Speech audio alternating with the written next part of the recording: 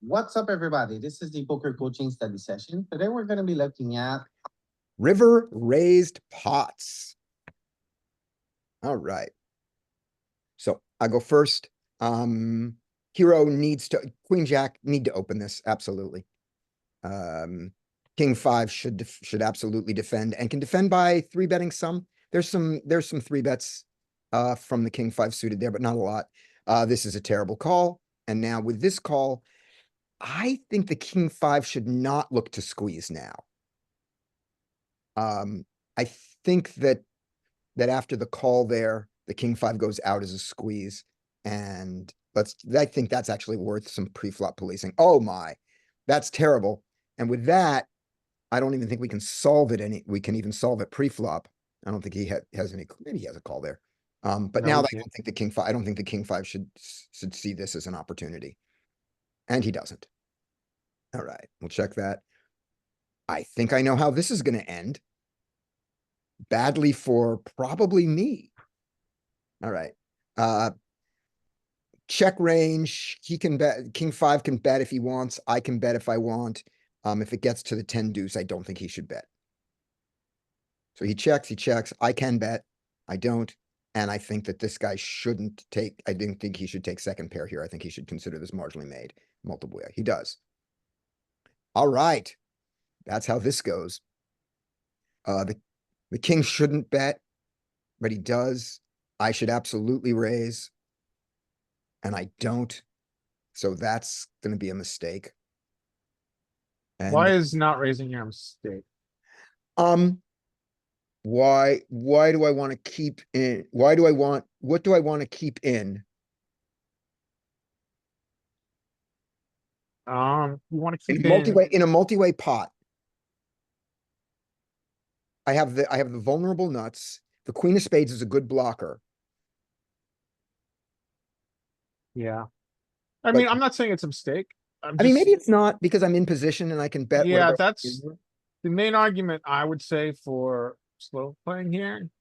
And I might slow play too much, frankly, is that you're in position to the aggressor. Yeah, that's not a bad thing. There isn't that much raising in position. Yeah, so I would almost full freak raise out of position, yeah, but in absolutely. position, I think sometimes you want to keep his bluffs in. What Yeah, are his bluffs? His bluffs are the naked king. And oh, his bluffs are spades with a jack of spades. Yeah. Because the king of spades isn't really a bluff. I mean, maybe you're the one that raises here. We'll see. And we'll see. You're going to be the one that raises. I am, but how do I get this opportunity? Yeah, now it's only a question of size. You use the 59.99 size. Yeah, I think you played that the right way. Yeah. Okay. Cool. I want to look at one thing pre-flop on this. Just looking at. Okay. But there is an argument that was made yesterday, which makes sense. Yes. He has so much equity. You can get more money in on turn more easily. His particular combo. Yeah. In this particular case, absolutely. There's the queen jack necessarily raising. Here's the big blinds, king 5. So he's got some raises there. I don't know if you guys all find those. Well, this is Yeah, multi-way, not right? against two other callers in No, between. I'm saying the initial thing. When the big blind first sees the raise, just saying he can raise the king 5. Then when he gets the caller, I think the king 5 now will go away as a raise. Yeah, As a call. No, he doesn't even call. There you go. Throw in one more call, and all of that goes away. Right. So even his call was bad, which shocks me that he shouldn't call there. Yeah. So throw this in and he gets even tighter. So not what people think. There's no such thing as pot odds pre-flop. There's only implied odds, and the implied odds of king 5 suited are bad. Play better. Look at that. All right. That's something I did not know and would not have intuitively thought because I didn't. All right. So just very quickly, can we go back to turn? Yeah. Here's the same hand. Yep. You want to look at. Okay, so he makes his bet. Yeah. So I'm just trying to look at this from both sides. I think there is room for a raise here because in this particular case, he's not folding. Mhm. Because he's drawn to the nut flush. Yeah. So offering him, going to 20 now. Maybe it makes sense. I think so. Maybe it makes sense. Maybe I'm, a little too trappy. If we don't look at what his hand is, ignore his hand here. And out of, in the fact that it's multi-way, 4 players. It's very possible there's a flush draw out there, and that flush draw will pay a lot of money. Yeah, you're right. You're right. I think multi-way should increase our raise frequently. I think Yeah. generally we've seen, if I recall, a DTO in multi-way, we're playing much more face up. Yeah, I think this is, now, if I do it, I probably make less money in reality. So he goes to 5. I'm gonna go to 15. He's gonna call the 15, or he's gonna spaz, which would be unlikely, but possible and great. And then I had to get, he Pair gets, plus draw. he might. And then the river, he checks, I bet, and he has to fold to the 4-liner. Yeah. Cause he's bluffing me off an ace here. I mean, I think he's turned his king into a bluff here. This isn't value anymore. Yeah, this is very Against fishy play because he's using a very indecisive B50 size. And Yeah. I don't think he thinks he has the best hand anymore. I think he wants to get me to fold. Let's see. King, ace 10, jack is what's on the board. So yeah, we split with a better king. He splits with king 9. Yeah. Yeah, I I'm don't just know. gonna, I'm gonna have to politely disagree with, with the earlier, Oh, because I don't be think polite. Tell him he's wrong and a bad player and a total fish. wrong, you're wrong and always wrong, forever wrong. Thank you. No, so yeah, I think in this instance, of course, you did win more money when he bet in the river, but I think most of the time they're not going to bet in the river, especially with the ace there in second pair. So they're going to check, and you're going to bet, they're going to fold. So I think by raising the turn, you maybe win more in the long run. That's it. I think so too. I think you're right. I'm hanging up. I'm done with you. You're By all the way, dead to he me. was disagreeing with me and not you. I think. Okay, never mind. was the one who said. I'll stay. I'll stay. Okay. All right, Larry's next. Wow. Why is anyone in this hand? How is this gonna raise? I mean, it should fold around to king 2, which I think is generally a fold here. It's a raise. No, it's a raise. Pure Oh, raise. you're right. It's all suited kings and suited queens. Yes. Yeah. So folds around to king 2 and he opens and someone's gonna. Yeah, so villain 1, 2, 3 is an interesting spot. I generally would lean towards an ISO here. Because I'm guaranteed position, which is worth a lot of money. Yeah, I think I might fold the king 2 here. I think I might want a little better than that to ISO. I think I'd go, unless this guy has been a serial limper. I think we go with Joey's theory of go 2 steps earlier and king deuce is a fold here.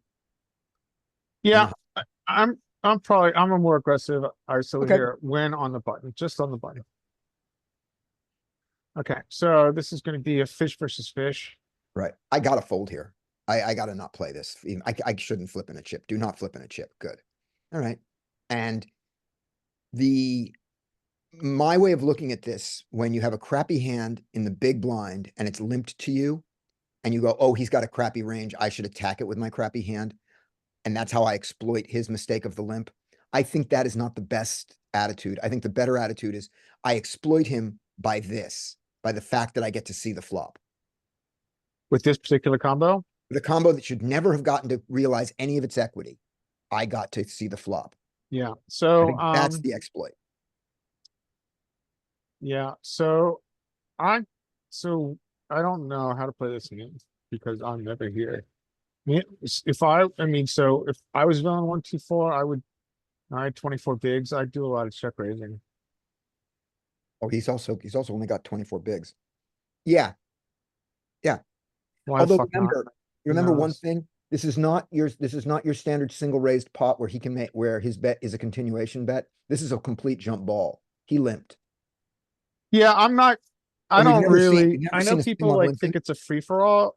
Yeah. when it comes to dunking in a limp pot, Yeah, but I still prefer a check raise. I'm okay with that if the guy does it. I just want to, just in our own minds, to change our language that if queen six bets here, he's not donking. He's taking the lead because there is no pre-flop aggressor. That's what I Okay, think. that's fine. And you go, instead of taking the lead, I want to go for a check raise on this board. Sure, great. I also don't hate a check call because it's top pair, no kicker. So you could call that marginal. We know how to play that. He goes for the check, check, check. Now he's Queen no six longer should marginal. start Now it's a betting. premium hand. Yeah, now it's a premium hand. He should bet it. He does the catch up sizing. That seems fine. Who knows what second pair should do? You tell me. I think what's third pair? Yeah, third pair, sorry. Third pair with a draw. I think you should call even with only 22 behind there. 22 is 10x. That's still enough. There you go. Boom. Queen So six should be in check queen call. should check and then assess my size. Exactly. Mm. This, So I he think, should I think fold. bet, I think bet fold's not bad there. bet fold. Okay. That's okay too. Yeah. And he does. All right. Yeah. Okay. Check call, bet fold, either one. I'm with you. When we That bet, hand though, was what are we crazy. trying to get value from on the bet with top pair? I can see betting a jack there and trying to get a queen to fold. So it's a mergy sort of. I would prefer 4 to a straight. I mean, you can either blocker sizing and fold, or you can check and fold. But this sizing is out of line. This Yeah, fine. sizing doesn't align with, I agree. he's essentially turning his top pair on a 4-liner where ranges are very wide into a bluff, which is an error. This is what Peter Clark, ladies and gentlemen, check out his new subscription service, would call a polarization mistake, polarization error. So Mike, talk about the bet size you would do with the bet fold and why you would do the bet fold instead of the check. Yeah, I just said, yeah, that's absolutely 100%. I agree with Larry. It would be a block bet. Try to get value from 10x, 8x, maybe even a jack X that's called the flop. So I've taken this line. You can get value from worse. Now, What size is your block? doing a check call. I don't know which one's going to give you more EV, check call or bet and fold, but What's your bet size when you block like here? 33, B33. Okay. All right. Can I introduce a radical idea, something we've never done in this session before? Yes. And I think may blow everyone's mind and may actually change the path of future poker. Yes. Do you want to go back to the previous hand and run it in solver? Because we had a very interesting debate about whether we should raise in position with the nuts or we should call. We can't you- run this hand pure because we have the multi-way No. nature. We can certainly, but we can ignore them and still play it the same way. Yeah. Okay, yeah, just run out, do the run out and I'll set it up on the backside. Yeah. We'll just assume it's hijack versus big blind because that And what, this and hand would have played out this way. give me the river just for six. There you go. Yeah, okay, thanks. All right. All right, I'll set this up on the backside. We'll come back to it because Okay, I am good. curious now. All right. And then Mike, I have a question for you now about this one, about when you do the bet fold on the river, because you are block betting, are you inviting a raise? Sure, Are I you- think you can. I think that will happen. Sure, you can. Right. You could probably get bluffed off your hand, but we've seen in so many of these sessions that raise on the river is rarely a bluff. Okay, yeah, we'll go on with, maybe we'll go on with that, with that in mind. And then the other thing is if you're gonna have the block bet size here, then you just have to include the nuts in the block bet size too. Somehow. Mhm. Maybe make the 9, maybe the ace king, because remember, you've got 3 different nuts here. You've got a 9, you've got ace king, and you've got king 9. So maybe bet big with the 9 and the 9 king and do a little bit of block betting with the ace king. Maybe. All right. Mike, you are next. You wanna see this hand real quick? Sure. Let me stop the share.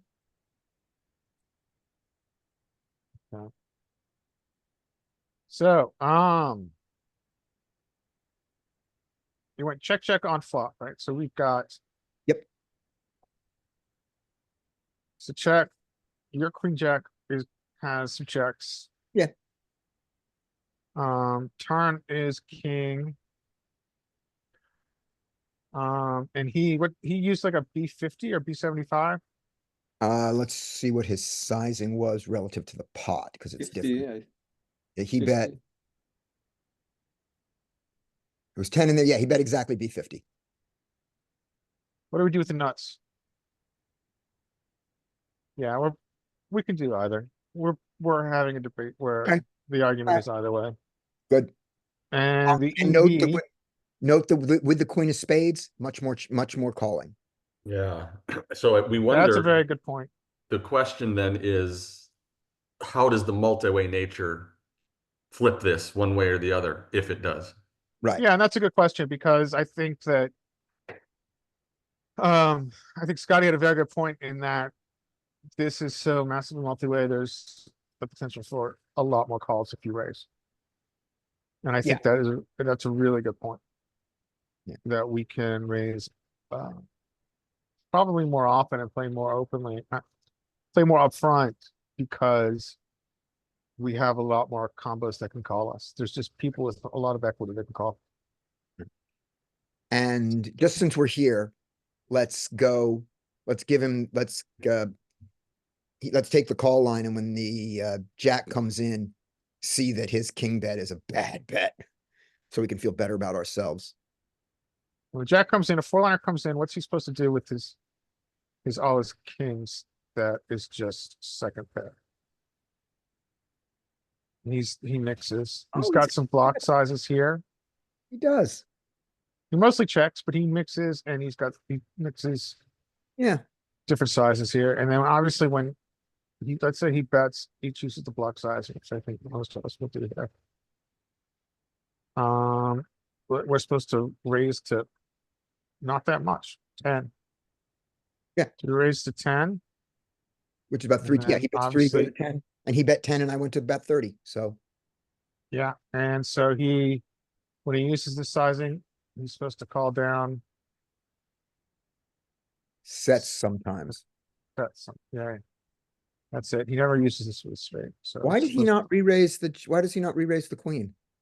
Why does he not re-raise the nuts? This might be a situation where it's driven by rake. I guess. So the solver will collude when it comes to rake, Okay. and it will not raise when so many people have straights. Okay. Like if we look real quick at straights. See how straights are like when we bet the straight here, we get here in this weird line. Yeah. Oh, I thought straight. Yeah, so straights are hijacked. 75% of imposition's range is a straight. Mhm. And so because so much of this is a straight and nothing is going to call on the four liner where so many people have straights, nothing is going to call a raise. We collude in solver and don't pay extra rake and we call. Fascinating that it bothers to see that, but it makes sense. It does make sense, yeah. Once you include rake Yeah. in the solve, this is where it goes. Yeah. It's rare, but it happens sometimes. All right, Mike. Okay, well, we've got what should be a walk for the big blind. That should So, be.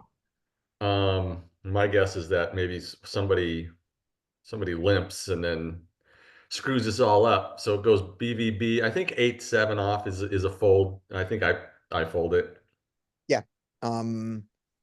I fold it too, but some people would raise it. And if you have a limping strategy in the small blind, maybe you could do it from that. He just decides to be aggressive. Okay.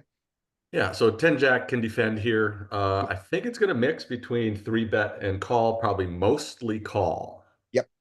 I like that. He calls. This is gonna be fascinating. Okay, so, um, I mean, we're gonna be checking a ton in out of position. Mhm. And this hand in particular would love a check in out of position. This flop is gonna check a ton out of position. So I think theoretically they should just check here, probably almost pure, checking range basically. Okay, so I have a Who question. Oh, knows what's going to happen? yeah. So I have a question for you guys. I'm gonna give you the 8-7 of hearts here. So you raised legitimately and got called, and you get this flop. How many of you often bet here on the idea of, well, a lot of his aces 3-bet me. I have the best hand right now a lot of the time, but no turns and rivers are good for me. You have the 8-7 of hearts. What do you, No, do you, I'm do checking. you check call or do you bet out? I'm checking. Right. Yeah, I'm not saying what's I'll be right. betting. I'm saying, what do you actually do? Mike With 8 check. and 7 hearts, I would betting because I have no odds to continue to other streets. Actually, I will try to make the big blinds hands to form. Right. Just all of his random overcards to an 8. And his Yeah, Thinkleton spades. Okay. Yeah, I'm just gonna. Well, I kind of disagree. I'm not sure, but maybe check calling because you're not gonna get better to call, worse to call, or better to fold. Worse to call. I mean, you know what I mean. Anyways, Yep, exactly. Exactly. yeah, You're eh, you're yeah. you're trying to get worse to fold here because worse has equity. That's when you make this bet. And I don't know that that's a Mhm. good idea, but I know that I do it more than I know that I do it more than maybe I should. And so I would like to see just what the mix in the solver is just for that node. Yeah, and if I'd like to if see this one. they are feeling kind of bluffy, then you give them the chance to bluff. Yeah, I know this is such a trivial spot, but I know that when I'm faced with it, I often go, well, better players than me check here, but I'm not that good yet, and I bet. And then they fold, and I go, hooray, it's over. I have no more tension and no more decisions to make. My life is easy. And I don't think we play poker to make our lives easy. I think we play poker to make ourselves miserable. So, let's play the hand out, see what happens, and then Larry at the end. I just want to see the flop node. Okay, so Mike says this should be a check, and then the 10 jack should. So if they check, if 10 jack gets checked too, Mhm. I think 10 jack is a decent hand. I mean, in theory, that's going to be a checked flop here a ton. In theory, they probably need to check back a lot and also bet. It's probably going to mix. Yeah. And if it were me, I would bet it. I would bet the 10 jack. It's got 2 overs to the 8. It's got a backdoor straight and a backdoor flush. Those are Yeah, 3 it's things. got a lot of backdoor properties That's and 3 things. Yeah, you can Yeah. bet 3 things in a single raise pot. it's got no showdown. So far I like what's going on here. And 7-8 should call. Right? Good. A little binkage. Now we've taken that line. I wonder if you get to donk here that you've taken this line. Like even if you don't have an 8. I think But I would continue to it's check likely. here and potentially check raise. Yeah. I think that the solver gets, I think that this is one of those cards we bank on. We're gonna, this hand is definitely going in solver. This hand just got interesting. I expect him to check. He does. If I were 10 jack, after we get called, this 8 is probably not bad for us here. Although we have no showdown. I almost feel like we need to give up, but do we fight for it? That's the question. So here's why I think this is an easy give up, and not because I see the 8-7, although obviously it colors it, which is when we bet the 10 jack, we bet it because of all the good possible turn cards we can get. Yeah, yeah, you're right. We have way better options. Right. Is sometimes we have the 8 here. Sometimes we have the ace here on those bets. And when we do our bluffs, Sometimes we have spades here and we can continue with spades. But the bluffs that come from the backdoor category, you know, the three things, those are the ones that give up. Yeah, This is Yeah, no I'm with longer you. a low equity bluff. This is now a no equity bluff. And he does. I like it. So that's my argument there, and we'll see if it's true. All right, okay, well. We've gone check, check. He checks behind. We're gonna bluff a lot here. We have a lot of bluffs that we can. I would just go big. I would go probably B75 is probably what I would do. and try to get called by an ace that got spooked by the 8. That's gonna Sure. call one bet. Yep. Yeah. Ace, maybe they have some pocket pair that, they're not gonna believe you and blah, blah, blah. So you'd go 75. I'd go closer to pot with that. I think an ace calls one, you know. Remember, he knows he's not facing another bet. It's not the turn.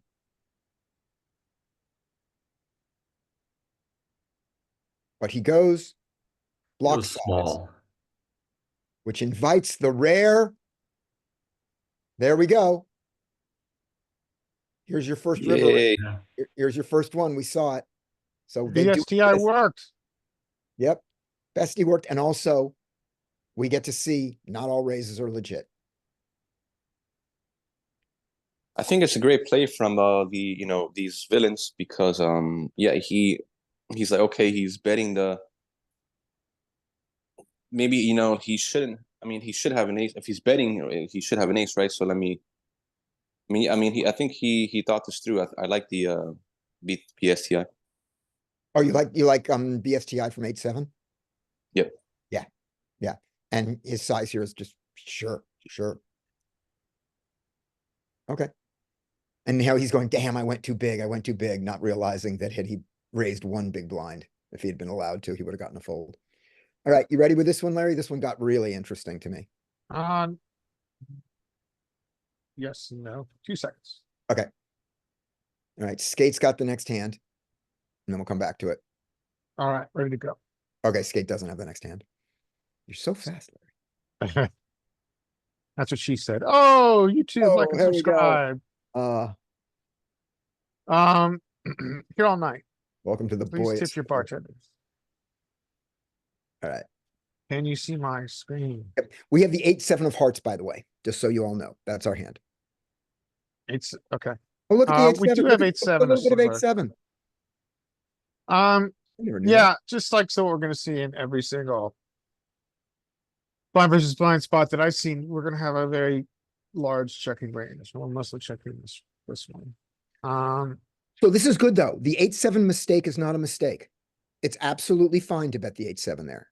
Mhm. Yeah. We'll see. That makes me happy. It's a choice. Sorry, go ahead. Oh, just that. Roll over the 8-7 suited. Let's just look at the suits and see if there's anyone that never does it. No. He checks, right?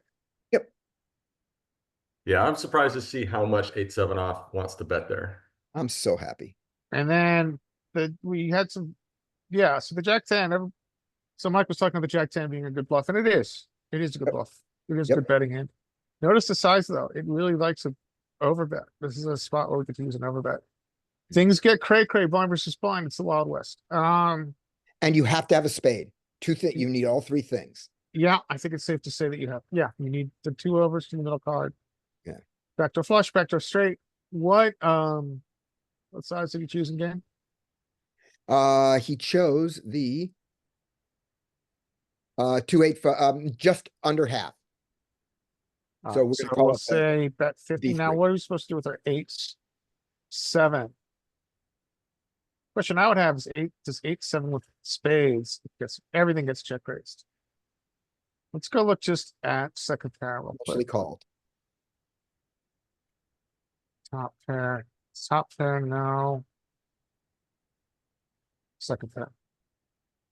Yeah, so I think we can find the check raise at some frequency with the front door flush and middle pair. But he called, right?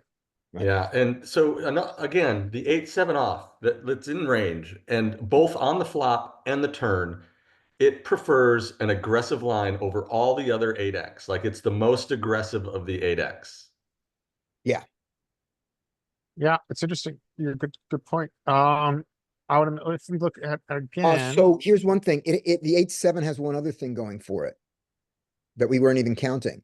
It has a backdoor straight, 5-6. And the 8-9 doesn't. good And point. I'm wondering if that's what's driving that. They take the same flop and make the 4-3. And that'll take away that straight and we'll see. Say it again. I'm sorry. Go to the flop and just change the 4 spades to the 3 of spades. And now the backdoor straight goes away and we'll see if that's what's driving the 8-7 or if it's the low kicker getting a bigger kicker to fold. Looks Yeah, like, you're good. You're good. Yeah, you're there. You're good. okay, Yeah. well, same Oh, you're- difference. Yeah. So the answer is, Yeah, it's still there. it's still there and yeah, okay, so it's the bad kicker that's driving it rather than the straight possibility. Okay, so we're back to our hand. Okay, it's which was one, The 4. 4. spades. Yeah. Okay, so calls, right? Yep. Now we get the 8 of diamonds. And I Now want the to say, question is, what do you guys think we're gonna see leads? Or We think donks, I so. guess. yeah, we think we see leads. But what about donks? We think we see donks. Uh, Donks, yeah. low freak, Not too Yeah. much. low freak. Yep. Okay, so check. But if the And 8 what hap- doesn't pair, I think that we'll probably have no donks on Yeah, agreed. on a blind. Maybe the 4 pairs. What did imposition do on Check turn? behind. Check behind. So he can do that. He really, if he wants to bet on blocking and pretty much checks, we'll just say check. Yeah. Yeah. When he gets here with when the Jack 10 of heart club mostly bets. Yeah, the That's spade. the one that So says, if you block the spade, check behind. If you unblock the spade draws blast you bet away. into a straight draw. Yeah. I don't understand that because I would think he'd want to block his continues. No, we're gonna bet the river on a non-spade. And have Okay. you, and have you have spades. It's a 2 street. It's Two-suit coming. bluff. All right, I can see that. That makes sense. Yeah. 7 of Yeah. diamonds. Yep. What do we do with our full house? What size do we want with a full house? Full house is all over the place, which is very common when you have top of range. Mhm. Full house is like. It has everything from B150 to B21. And he chose the inducing size, right? Yep. So we'll call the inducing size 21%. BSTI in the house. Hmm. Where was bluff raises come? They certainly don't come from Jack 10. Yeah. They're gonna have some kind of blocker properties that we like. Blocking the boats, right? So what Yeah. hands block a boat? You wanna have a 9. You wanna have a 9, but also the aces are important. It's top pair, we don't care, it's trips. I guess that really doesn't. Yeah, ace jack is not a bluff. You gotta Yeah, go, it's gotta go value way down raise. the bottom. Of the city graph, Okay, thank you. see your bluffs. I'm just curious about the aces first. Yeah. And if the aces on this paired board. Yeah. Where we're protecting our checking range on turn, maybe we check because it's a repeat card. Yeah. Let's just look at those first. He didn't want a 9. He didn't do it with queen 9 or any of those. So this is that, we're top of range. Yeah. That we check and this, what's our equity?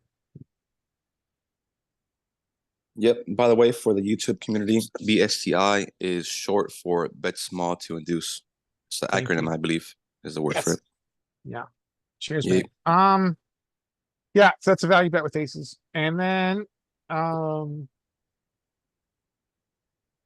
where is his bluff? So this is, I think we should have these. Here we go. 9s. 9 is good. 9 and 6 We want to block 9-8. Oh, yeah, we wanna Yeah. block the straight also. Yeah, The 9 blocks 9-8. Yeah. So yeah, we're blocking 9-5. straights. Yeah, Block the straight, block the 8. want to block fives.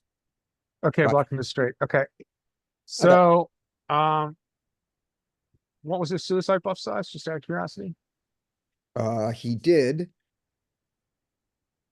He went to 13, so he went to 13.5.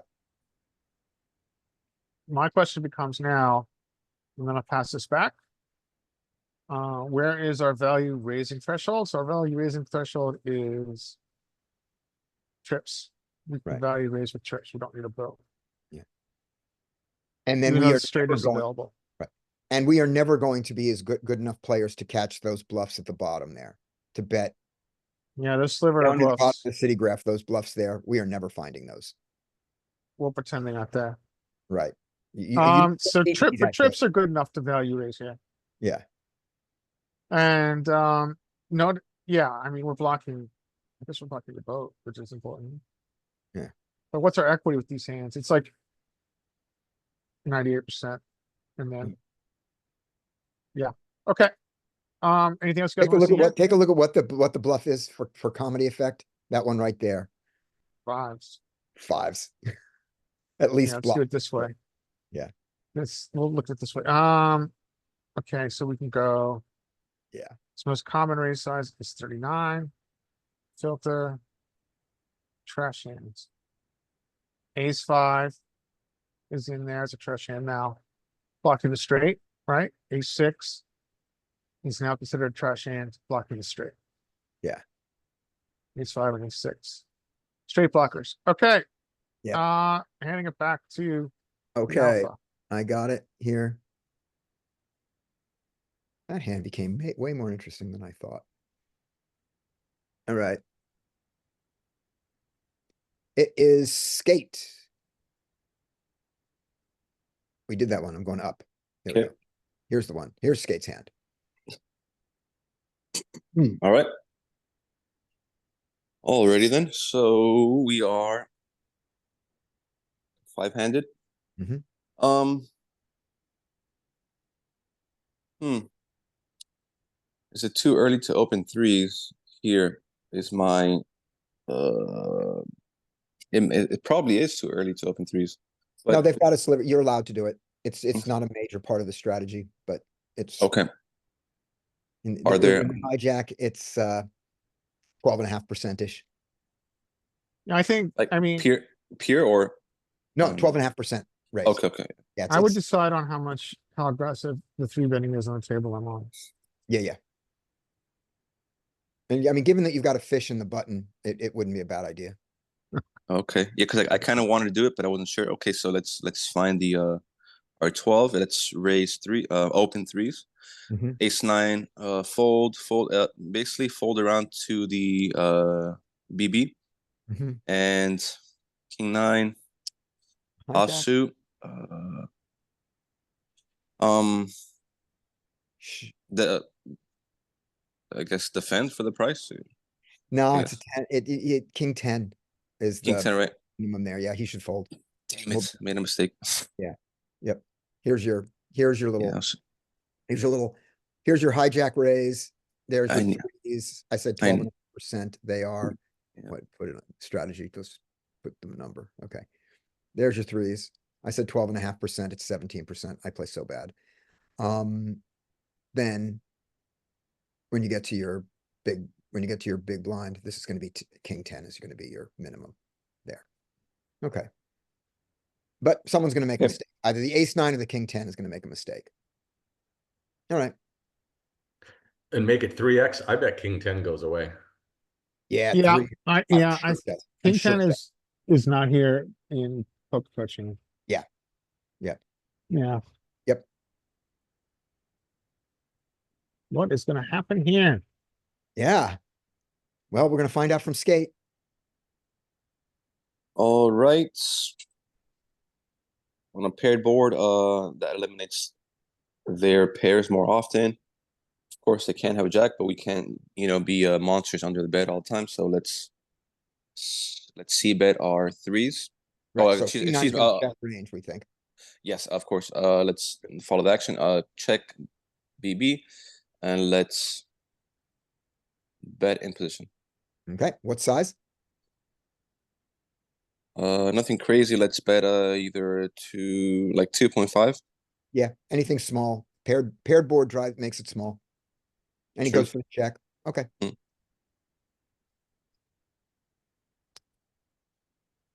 All right. Since they went for the check, king nine, I think they have a diamond, so they can start bluffing, getting better king X to fold or ace X to fold. But I don't think they need to do that here. Of course, the opener could still have pairs and call. So let's take the check line with king nine. Okay, and by the way, you pointed out he's got a flush draw here. He also has a straight draw. Of course, yeah, true. He The gut shot. has the gutter there, so he can bet if he wants to. And then let's check out your thing about getting a better king to fold. So Good point. King 10 won't fold, king jack won't fold, king queen won't fold, ace king might. So you don't really get better kings to fold, probably. Very true. Very true. Probably better ace X, but which Yeah. ace X? Yeah. Again, just like the king, right? Just like you mentioned, you're not going to get ace jack or even maybe even of ace queen or. So as we do this, there's one thing to point out here just in our thinking, which is that there's two things that when you bet a hand that it doesn't have showdown to try to get folds, the first thing you say is, can I get a better, my top card to fold? You do that before you think about, can I get a better hand to fold? So the thought of, can I get a better king to fold is a different thought than can I get any ace to fold? And the reason is, by getting the king to fold, you also make your king safe and clean. So it's more valuable to get a better king to fold when you have a bad king than it is to get just the ace to fold. That's your first, I'm saying more valuable, I'm saying that wrong. The first thought is, can I get a better king to fold? If yes, then it's a good bet. Then if no better king will fold, but can I get an ace to fold? Or if you're looking at a queen, can I get a king or an ace to fold? That's a separate thought. It's a different logic. First of all, did what I just say make sense? And second of all, is it true? Well, in a way it did, because the first part I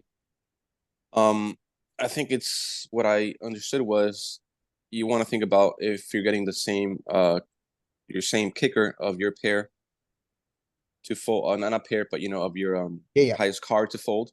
And if so, think about that first, because it's going to be more important. More important. And then if you're getting a better ace to fold, that's a separate thought. Yeah, process. that's what I'm saying. Is that true? I know that that's specifically what the tournament maggots, players talk about. I believe so. Okay. At first I started thinking whether it's essentially this I'm gonna ask kind of the same thing, whether they got a better king or a better ace to fold. You're getting a better hand to fold, so to speak.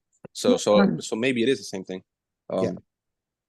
But yeah, like, of course you want to think about, can you get a better king to fold in this case? Yeah. Okay, great. So now we go on.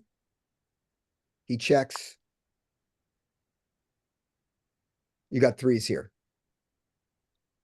Threes here. We do have a diamond, but it's not the best diamond. Let's check. Okay. There you go. Okay. King nine. I do think that. Yeah, no. I don't think if we were gonna make a move, it would have been on turn. I think we have to check. I don't know. Now do we get we can get a naked ace to fold. True. Yeah, but we're not getting pairs to fold, like Not gonna get pairs to fold. Fours through whatever nines. Okay, so we're probably not gonna get ace king to fold. We might be able to get king queen to fold. You know, king queen wasn't folding before because of its draw nature. Now king queen might Mhm. fold. And just a bad ace, just ace four. We block anyone from having a flush already, although they probably don't with this line. It's not the worst Yeah. bluff. So True, I mean, maybe you're right. I yeah. think I was influenced by the hand, you know, seeing the hand. Yeah. So I mean, so if we are gonna bet, of course the he got lucky, right? Because the three hit. So the three did not hit, then yes, we would bet maybe somewhere around, maybe bet like somewhere around pot because the pot is so small. Yeah, yeah. If we're gonna bluff this, I think our minimum bluff size is 4.5, and our maximum bluff size is 9. Yeah. Yeah. I think Yeah, he went too small. I think so. Yeah, I think now he's getting, I think he's getting queens to fold now. And what does he need queens to fold? Yeah, an ace can call this. Mhm. And there's the honest raise. All right. Shayung, you're up. Yeah, really. Here, well, hijack is going to bet. Mhm. Queen 4 off folds. Bottom folds.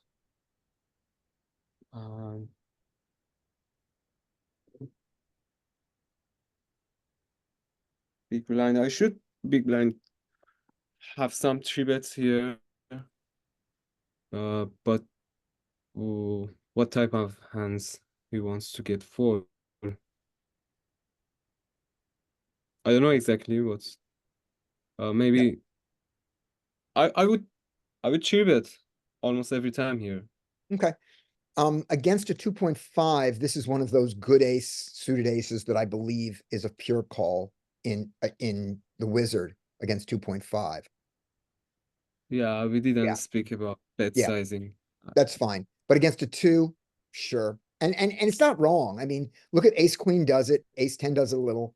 So you just change Yeah, your it's like ratio of checks. Nothing wrong with it. yeah, I agree with that. He Yeah. goes for that. Calling was a more strong option, Yeah. in my opinion. Yeah. Okay. Here, I would check here. Good. Uh, Just check range on this board. Like even like if you yes, have nothing, if you have deuce 3 of spades, yeah, you check. And if you've got yeah, just check range, everything. right? Oh, sorry. Uh, Betting about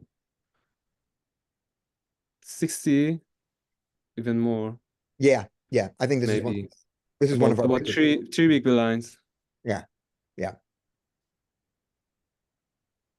So it's if I face this bet size with this hand, I wouldn't be betting large because it's saying that basically I think he's not so strong. Mhm. So I wouldn't be raised about 4. Maybe I just click it back to 2. Yeah. Okay. I don't know what I do. I want to point out the reason that I Yeah. that was the reason I pointed out that this was a call was only because now I noticed because it was me. So I want to say that I wanted to justify my play. So slow play. I should probably just check. Well, Yeah. similar to Okay.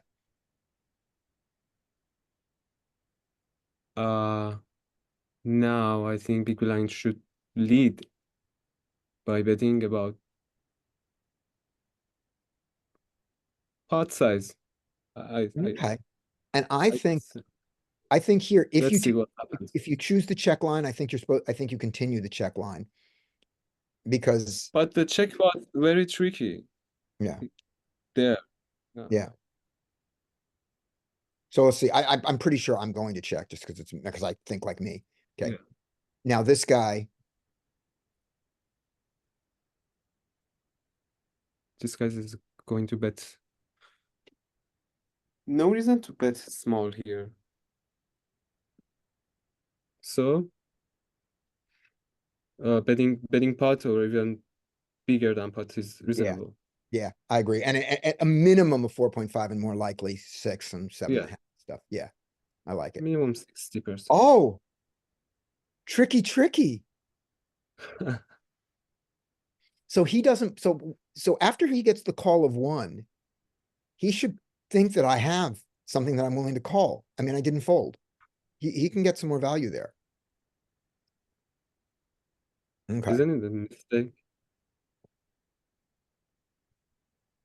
No. It's not a scary. You think that big blind should check one more time? well, I know 100% what I'm going to do. I'm going to bet. Mhm. Yeah. And the Yeah. question is, are you supposed to, when you take the check line, are you supposed to continue on the check line? We've seen that before, and I don't know. I'm not scared of anything. I just want to get called. So I'm sure I'm gonna bet, and I'm sure I'm gonna bet somewhere between 4.5 and 6. Yeah. And that's a pot size bet, by the way. Because Mhm. there's 0.3 taken out in rake that we're not seeing. So I'm just betting pot here.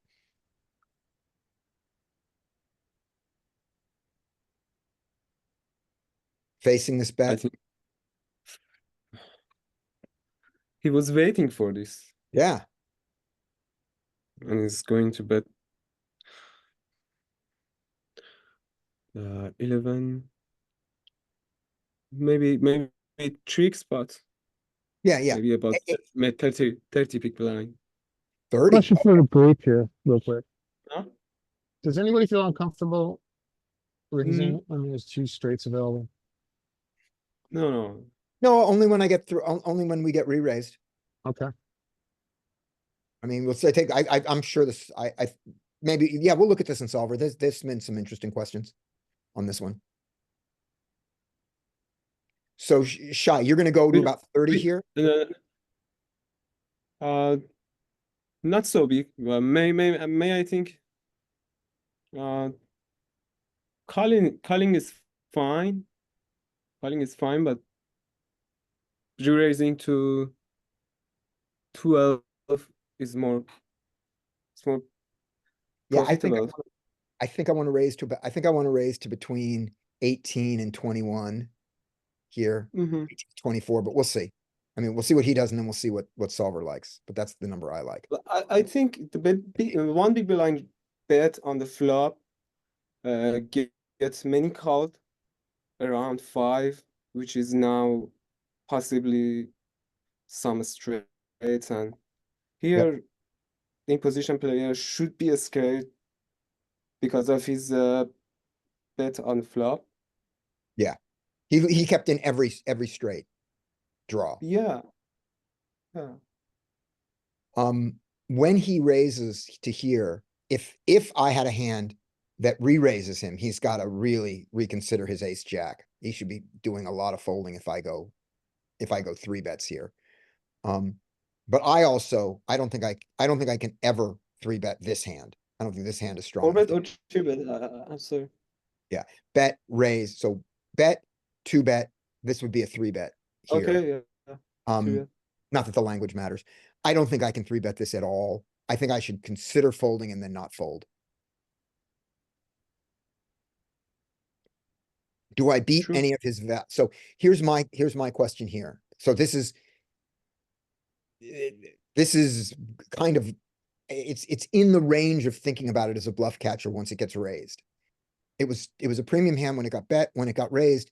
I should look at this and go, all right. Before I ask, is he capable of a bluff? I ask, do I beat any of his value? Ace 5, ace 9, ace 8 can all be doing this. And 9-8 can, they all can do this. So I do beat some of his value. So with that, I can call. And I do. All right, there we go. And throw this one in, Larry. Okay, ready to go? Yep, good. My plan was to go through a lot of these and go faster, but they're all interesting to me. Yeah, well, that makes for a good session. Yeah. Your check. Yep. What's he doing with his two pair? You like that? Betting with some large sizes included. Yay. Yeah, we mostly, yeah. But it is majority small. And the ace jack can certainly do it. I'm surprised we don't You get bet too bigger small, betting though. here too. I thought there'd be more bigger betting on this texture. So dry. There's a lot of it, though. You know, Yeah, I this mean, is this kind of sticks with the heuristic we see. You know, Yeah. if this was cutoff or button, there would be way more overbet type sizing. And then when you get back into the hijack, low jack, that starts to go away. And your bigger bets are the 50, you know, the B50s. Yeah. And there's still some B75s in here. Yeah, yeah, you're right. The ranges are more defined here. but Okay, so what size did he choose again? he chose one big blind. We're gonna make it 1.8. And that's the one thing I would say is that the theory that drives him to bet small here, I think he overemphasized by betting tiny. You get slow plays, but yeah, you All slow right. play, right? Good. Yeah, I did. Excellent. So not the worst thing. Let's just look at all 2K. And take a look at my suit, see if I violated something horrible because of the ace jack. Well, we have a board, so it's not gonna be that much of a difference. Just roll over the ace jack suited for a second. Oh, you had suited, that's right. Yeah, just for a second. Yep, that's fine. Call. We get the 9 of diamonds. The 9 of diamonds.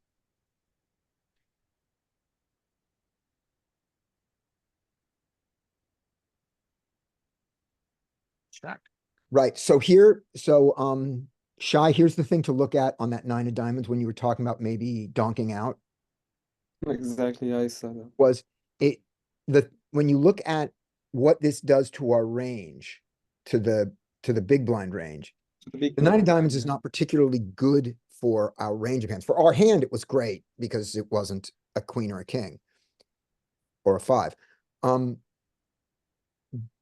But because it doesn't improve things in our range, we continue the same story. Mhm. At check raised, we would continue to bet on that 9, but we don't change our mind. Does that make sense? Yeah, absolutely. Whereas if it had been the jack pairing or the 5 pairing, then I think we might get some donks. Let's just check that out real quick. Okay, so you want to see what happens if let's say the 5 pairs. Yeah, if it's a 5, I think we get some donks. And if it's There we go. Oh, wrong spot. Nope. Not really. nope. Okay, how about the jack?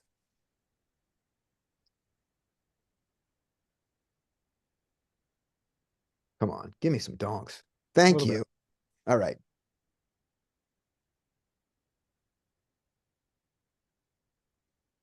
And if the ace pairs, I can't imagine if the ace pairs we get to No, donk. we're not gonna get the donks. Yeah, I don't think we do.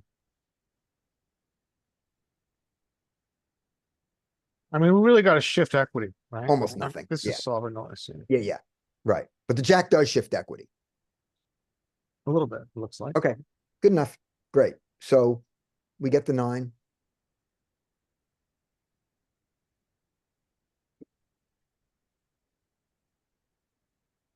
Yeah, he's supposed to polarize. What sides did he use? He didn't. He checked behind.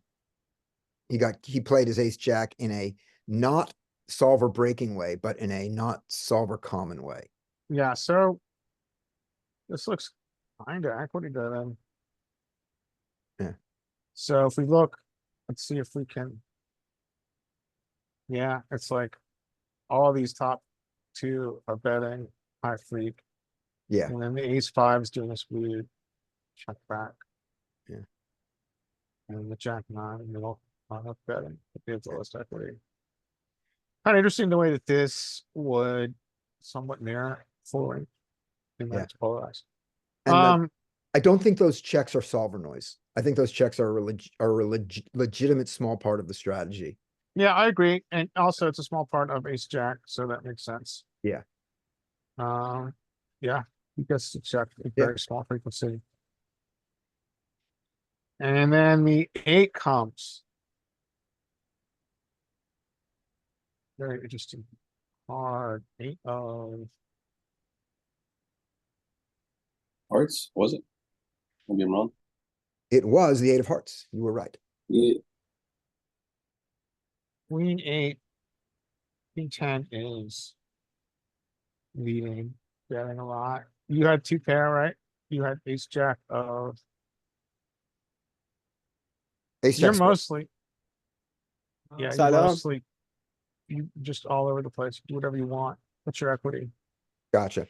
So there is some continue the check because you were in the check line. And there's some bet to get it, so nothing's wrong. Yeah, what did you do in game? I bet pot size. I will say you bet over by. Yeah. No one's allowed to do pot size betting on river anymore because. Yeah. You can't solve them as well. Mhm. That's a joke, of course. So, yeah, he doesn't get to raise. When there's a straight available. Interesting. Okay. He does, He so. does raise. He does When he raise. does raise, do I ever fold any ace jack? Yeah, let's look at that. I'm just curious where his raising, he's got to have the straight to raise. You just Yeah. must have so many straights that get here on this line Mm-hmm. that, I think this only available straight is the 10. And because you never have the 7-6. But you have the 7-6, right? I think you've got the 7-6. Yeah. No, you never get here with the 7-6. I don't. So. Okay, let me look at this real quick. Ranges, straights.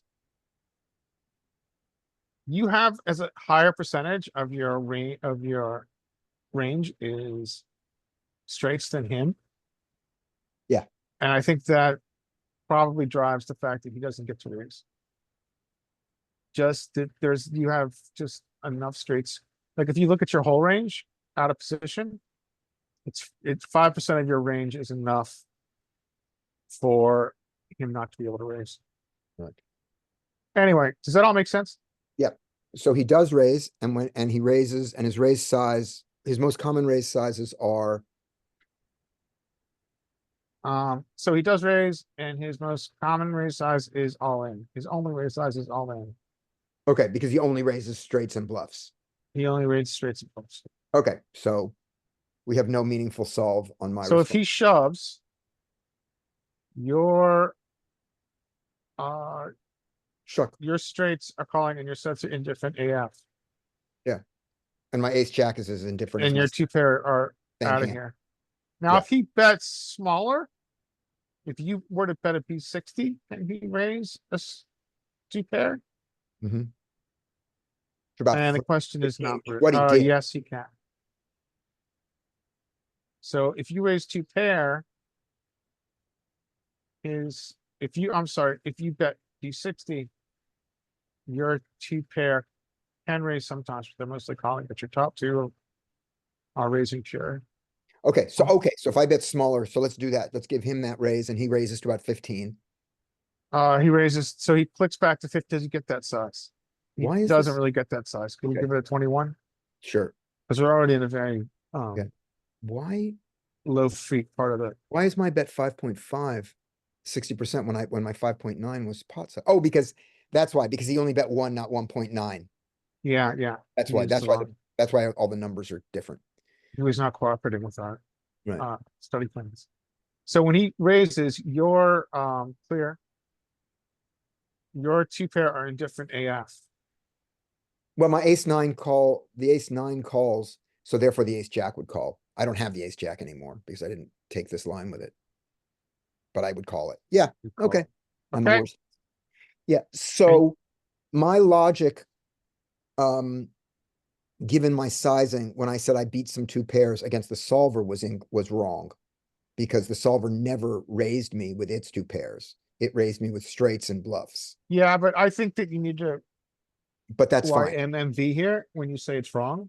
Yeah, no, I mean, against a solver, it's wrong. Okay, Against Cool. this, and not even against a solver, against this solver with its assumptions, my saying that he could have two pair was wrong. And I was about to say, in population, they can have two pair there, as proved by the fact that he did, and then by just my belief that somebody would do that with ace nine and ace eight. yeah, Okay, okay, passing it back. right. I mean, you did do a good job of understanding that you could raise there. Yeah. Like you only had a hero cup. Yeah, so we got that. All right, up next is me. And I will play as me. King 10 can raise in the low jack. It's not pure, but it's common. It's about 25%. Yeah, it's about 25% in the low jack. That's fine. Ace 8 suited, I don't think is a fold on the button to that. But if the King 10 doesn't raise, then the ace 8 has to raise. The Queen Jack, the Queen Jack needs to get in there if the ace King 10 doesn't. So let's see what King 10 chooses. So already he's choosing the limp. This is it in the bigger game. This is 100 NL where we're seeing these bad limps, just so you know. So 100 NL is not a dead game. Maybe I Oh, should. no, dead. Yeah. You know, Okay. you're going to be in a very interesting position because you're going to have two limps in front of you. Yeah. This Queen Jack could ISO. This wouldn't be a bad ISO. It wouldn't be a great ISO under Joey's rule though, because you go back 2 spaces and Queen Jack. Oh no, wait a minute. Queen Jack in the low jack. Yeah, Queen Jack in the low jack. Sure. So he can raise here if he wants to. He can ISO, but he doesn't, he calls. And against this, I don't suited think I aces- would take this. I would take this ISO.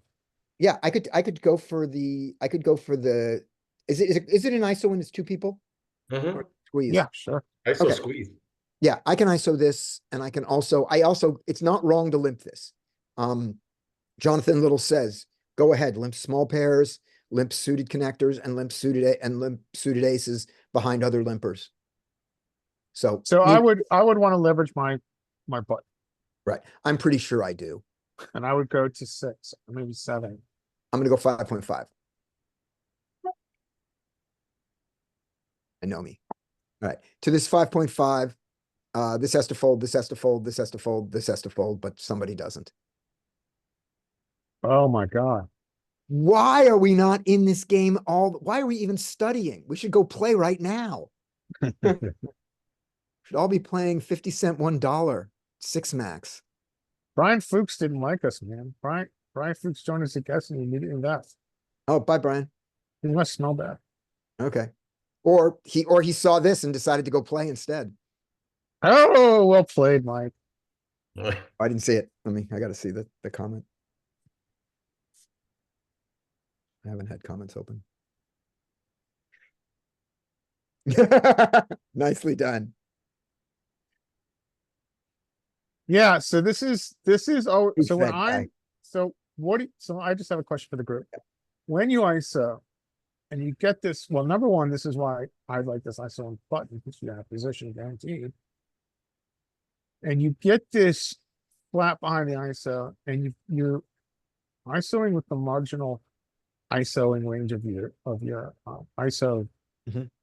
strat, I guess. My feeling is right now in game is, oh shit.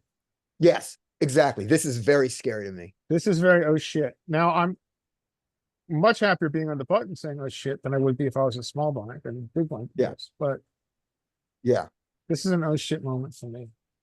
me too. That's what I'm feeling. By the way, can you guys see the meeting chat in the Zoom when I have it open? No, No. You can't see this. All right. Somehow Louis does it and people can see it. All right, here we go. But now these limpers have got to fold, but I don't think they're gonna. I think they're gonna play they're gonna play pre-flop pot odds with hands that absolutely don't like whose reverse implied pot odds are so much worse than their pot odds. yeah, this is gonna Yep, this there is he gonna goes. get weird. And Come now on, this Dylan. Queen Jack should be such a fold now, even more of a fold than it was before. And It's such an easily dominated hand, and yeah, it's just a horrible hand to have in this kind of pot. Yeah. As we look at the mistakes, this mistake is, I think, not as bad as this mistake. And I think this is the biggest mistake of all. I would, Other than the no, five, I, seven, I, five, I seven. think if Joey were here, he would say, what was it? What term would he use? I strongly disagree. Gotcha. The 5-7 flat behind your ISO That's the worst. definitely takes it. Yeah, totally. I forgot that one. I was looking at these guys.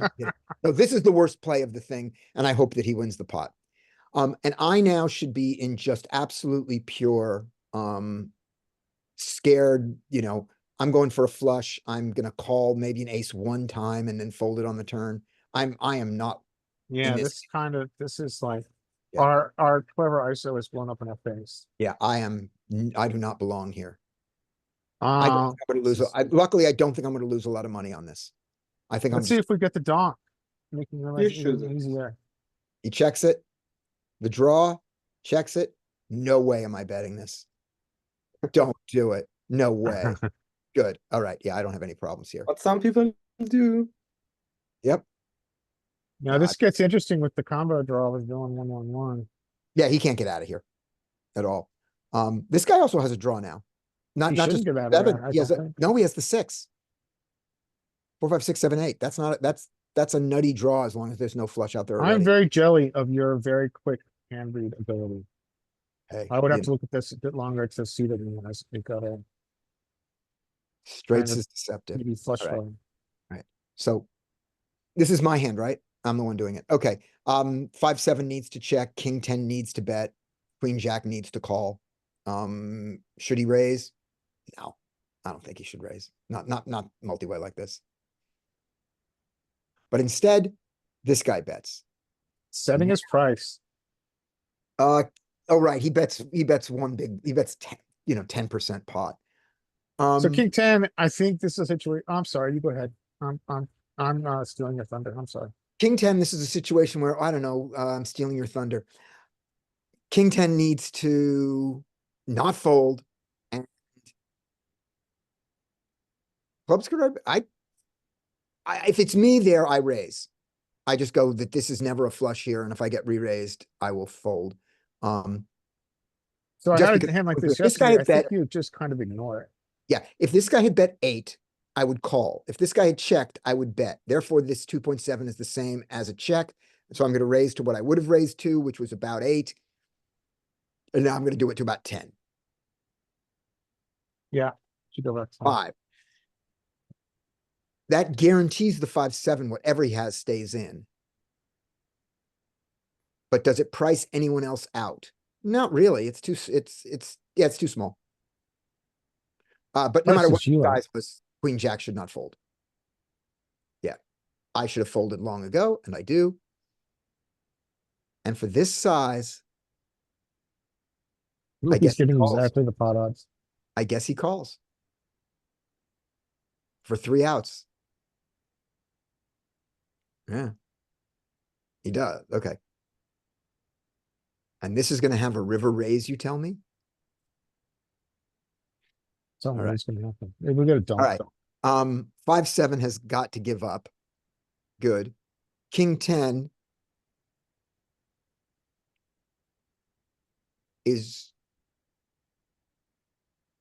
loses to ace now that he was beating before, but that's just not out there. When he gets called, there are very few flushes out there. And there is no made straight. So he can bet. The paired board would freak me out a little bit, but not that. Yeah. It doesn't make a difference. I was I mean, already he's beat beaten by a by, I set. mean, yeah, he loses to a king 4 that shouldn't be there. He loses to an 8-4 that shouldn't be there.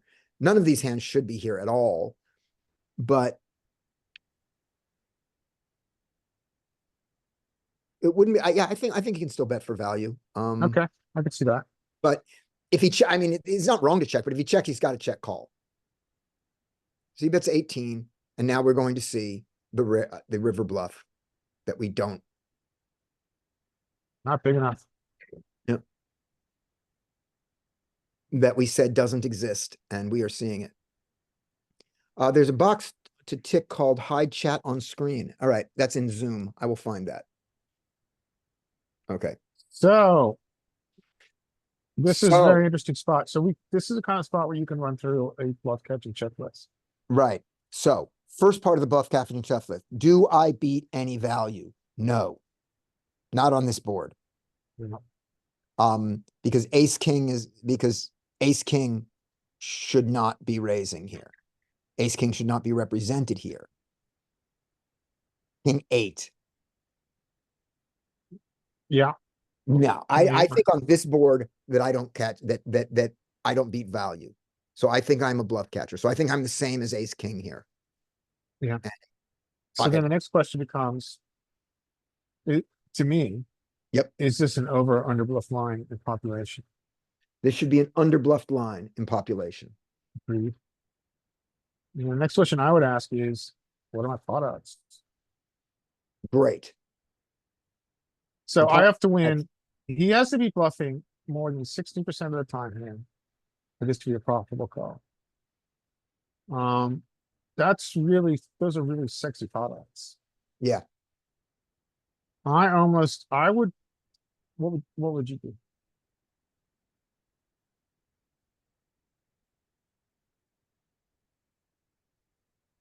I would under my play as of a week ago, I would call this, and I was planning on starting to fold these based on what we were going to see today. I thought we were going to see no bluffs, and I was going to go, all right, I have to start folding these. I called them too much, but I'm not convincing myself of that. Can I suggest, so I've been watching some Caracorder, stuff. Can I suggest maybe another question? Mhm. Another question he has is, are there natural bluffs? Are there misdraws? Good. And this is obviously a good example for it because that's Yes. exactly what we're looking at. And if we take a minute, we look at this, we can see busted straight draws. We can see like Jack 9. Mhm. You can also see like what he has. And the other question is, what are our origin ranges? And our origin ranges are really wide because this is a limp pot. Mhm. Now, I don't know if 113, our initial limper, is going to think this way, but I think those are questions we should ask ourselves. Yeah. His origin ranges include hands that beat me. That's for sure. He Yeah. has flushes in his origin range. Yeah. He doesn't have, but a lot of his flushes raised the turn. I would hope. I think pot odds have a lot of value here too. I Yeah. mean, the price is really good. Yeah, the 4 is. He certainly picked a good equity shifting card to raise on. Yeah.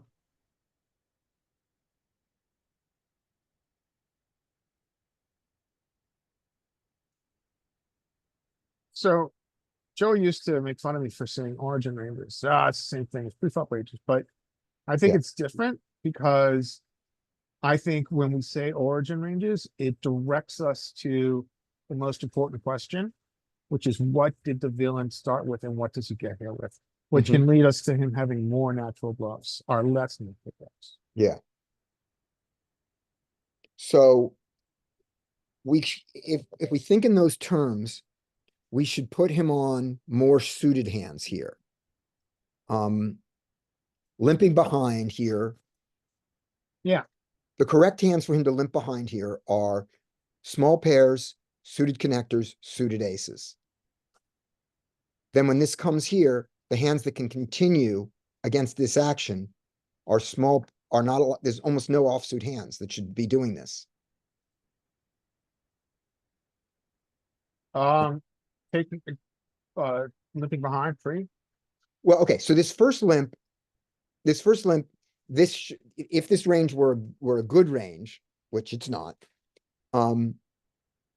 it's littered with a lot of small paired suited connectors and suited aces, and not a lot of big offsuit cards, queen jack, king jack offsuit, things like that, ace 10 offsuit. But when it does have those, and this happens, all of those offsuit hands now definitely need to fold. They're the worst thing that could possibly continue. Yeah, So you now have a good he should- point. Now he should really be down to small, medium, small, medium pairs, suited aces, not even suited kings. And, and suited connectors. Those are the only things that should be there. So with that range in mind, he calls a bet and a raise, knowing that he could be re-raised here. He could do, he could come in with a flush now and jump over the top. That would be fine. But he doesn't have to. He's got position, so he can make whatever he wants happen on the river. Give him ace three of clubs here. Ace three of clubs might not want to three bet here. Bet Yeah. two, three bet. Might not want to be the three better. He might go, oh, let's see if this guy spazzes.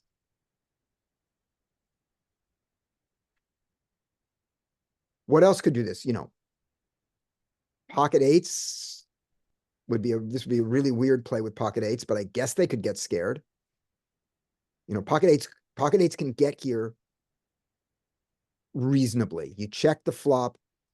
I'm hoping for the initial better to bet. You go here with your intent to raise, but when this guy raised, you went, I don't know. And of course, pocket fours in the same way. So yeah, there are flushes and full houses and quads in this range, and a lot of stuff knocked out. And the things that are left are the ace of clubs with a pair, not ace king. So ace 10 with the ace of clubs, ace 8 with the ace of clubs, ace 8 with the ace of clubs. It shouldn't be here. I mean, this guy shouldn't be here either. But so ace 10 isn't obscene to be here with it. Ace 4, but that has to be suited and wouldn't have called there. Yeah, so Yeah, and then but we got to go back to pot odds too. Right? he has a couple of, it's hard for him to get here with the naked ace of clubs, but he can. It's easy for him to get here with a flush, and it's possible for him to get here with a set. Let's see. Okay, I'm ready. I'm ready for the reveal. All right. He calls. All right. Yeah. Ugh. Interesting hand. All right. I This is don't. your, I mean, my argument here is that if he's going to bluff that, Mhm. he has all the right in the world to bluff. Um, but his size is terrible. but he needs to shove. Yeah. He needs to represent he's representing a boat or a flush. Mm-hmm. And so if he's going to take this line, he needs to show. Yeah. Obviously, it's easier for me to say this because it's not my money. But I think I don't think any of us should rationalize ourselves into thinking this is an appropriate size for a bluff. Repeat that. I just couldn't hear your words. I don't think any of us should rationalize ourselves in game to thinking that this click back is an appropriate size for a bluff. Yes. Bluffs should be big. Bluffs should get folds. Yes, hungry horse in action. Yes. Okay. There are exceptions where you can bluff small. But in general, start with that as your baseline, I think. Me and my massive 1.5 big blinds per 100 win rate. I haven't checked. That's a my- 10, oh, that's like 27 big blinds after you pay reg though. Yeah, I have to exactly. I haven't looked at what my win rate is to see. It could be negative. I might be decent now though. Probably not. It probably hasn't changed. I've got 300,000 hands or something, so it probably doesn't change much. How many Alright. sessions do you have a week that you play online? I've been playing the sit and go game with my wife, so I haven't done that many cash sessions. I probably put in 2 cash sessions a week, a few hours. YouTube, if you love that Scotty is colluding with his wife and sit and goes, please like and subscribe. We're not at the same table. It's only a joke. But- Don't do that, YouTube. No, we do. By the way, we do. There are tournaments that like the free roll or something that we'll play and we'll be next to each other, but we can't see each other's screens.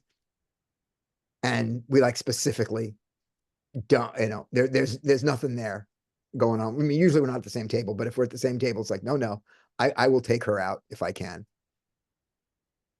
And she will definitely take me out if she can. There's nothing she likes better than busting me.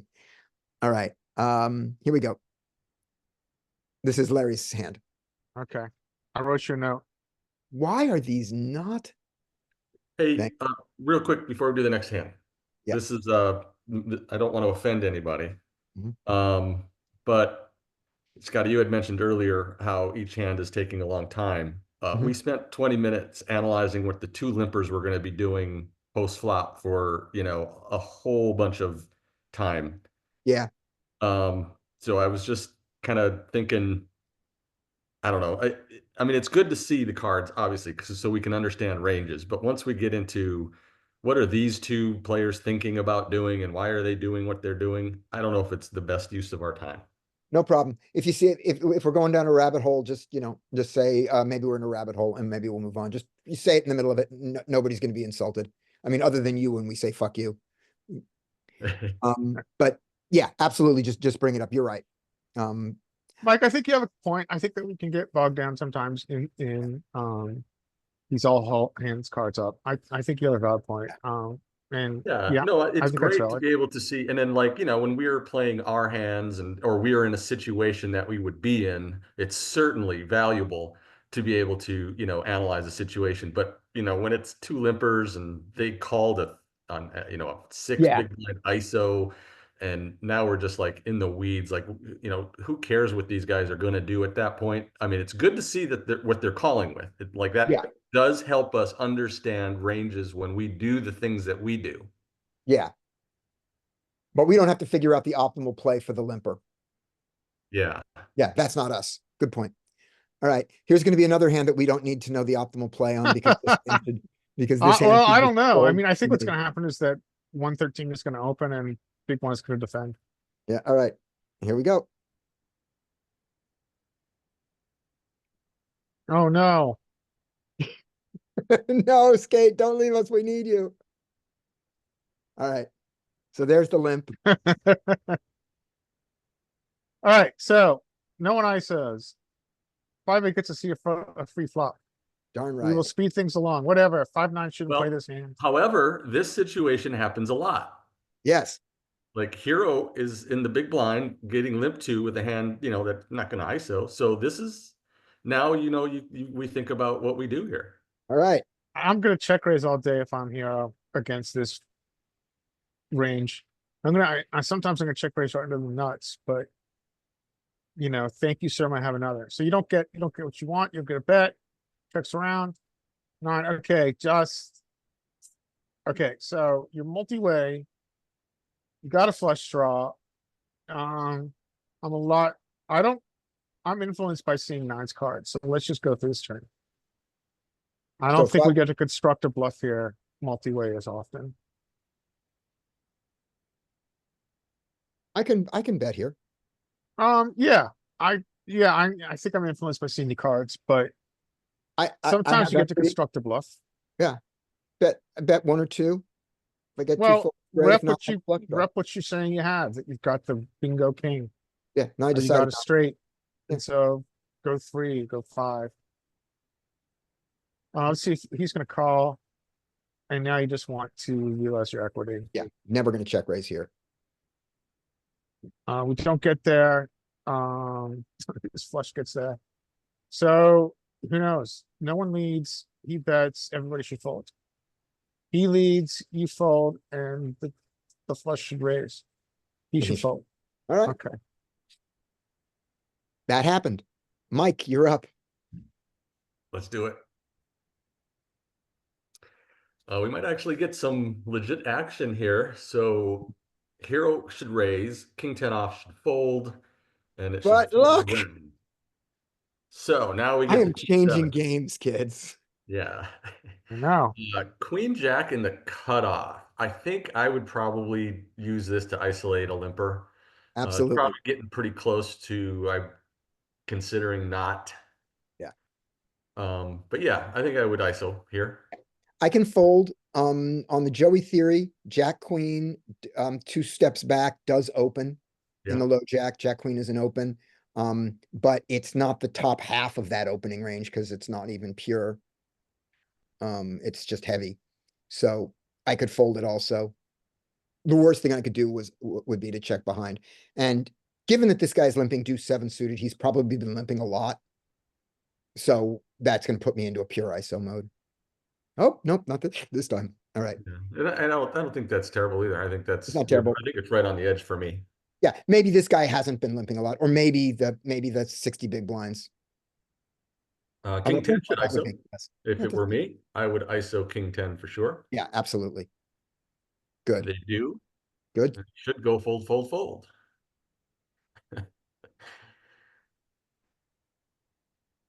I think this is a very we may be taking too long on each hand, but we're learning something.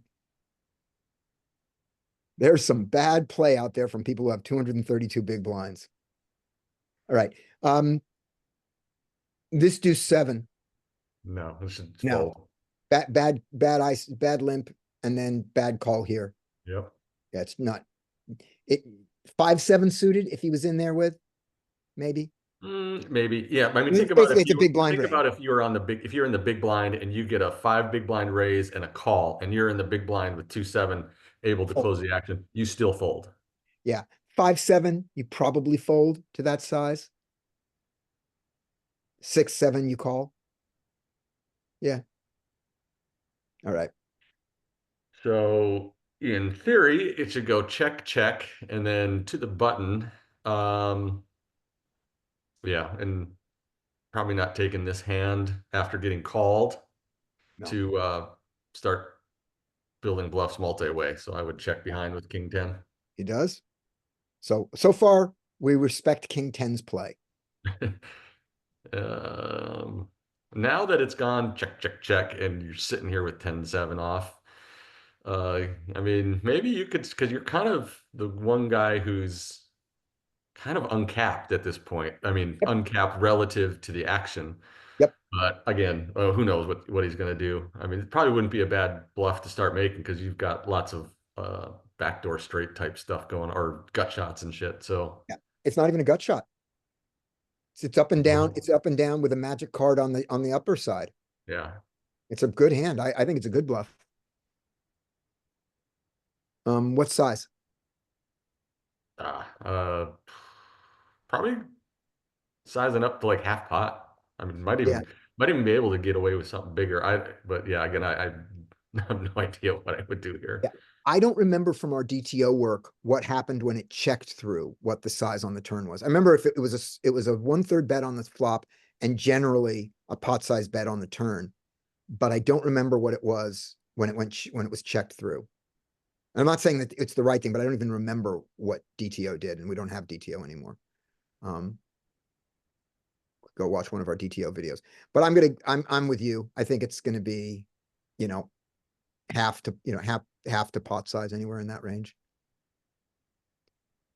He doesn't want it. He decides to go for it. King 10 fold, 10-7. Yeah, just fold. No, don't just fold 10-7. 10-7 is a good call here. He's up and down with a magic card to half pot.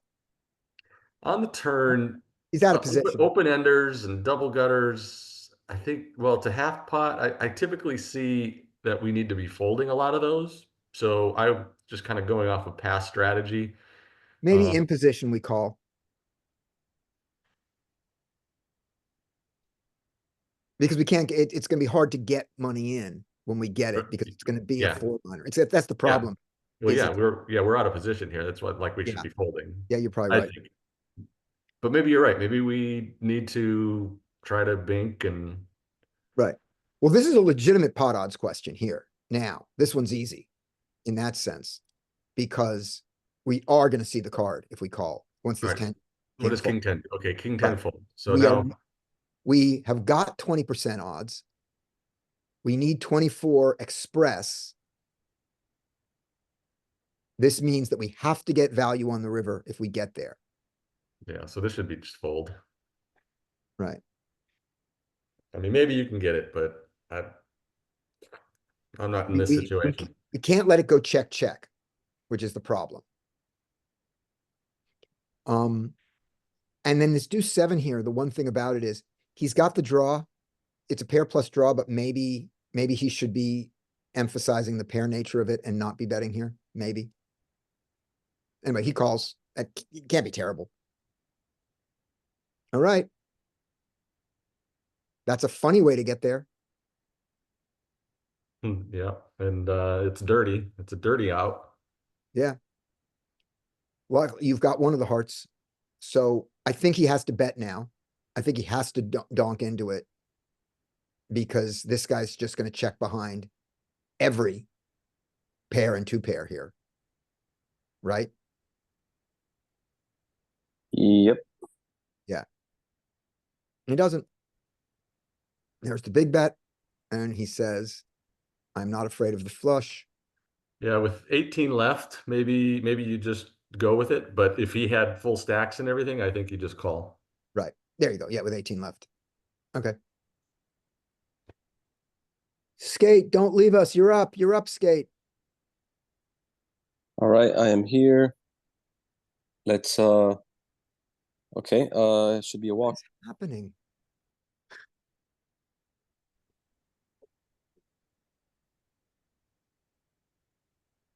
You guys got that, no? Yep. No, I was looking ahead going, how are these hands being played? Oh, this is Oh, the same. oh, hand, yeah. is it? Oh, okay. There we go. Is it? Wait a minute, what's going on? Oh, did I get to the end of the list? No, I bumped the wrong button. Here we go. Here's your next Okay. hand, Skate. Okay, then let's All right, this hand can be Queen. played. yeah, on the button we can open the suited queens here. So let's open yeah, so it's gonna fold around. What about Oh, ace five and the hijack? hmm. Give you a hint.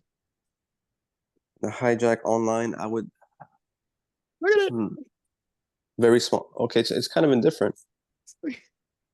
I mean, I honestly, I would maybe I kind of know. passive nitty. I like, you know, yeah, I'm in it, so let's fold ace five. But okay, you find the I don't know. 40s. We'll see.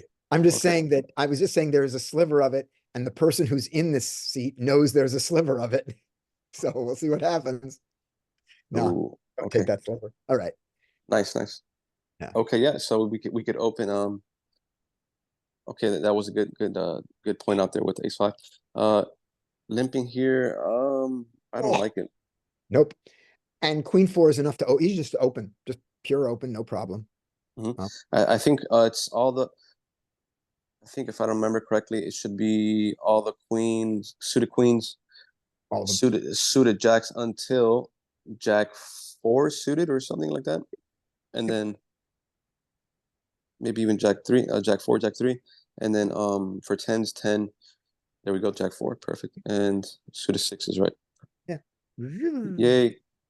Queen Yep. deuces. There's like slivers of folding in queen deuce. Okay. Yeah. Whatever.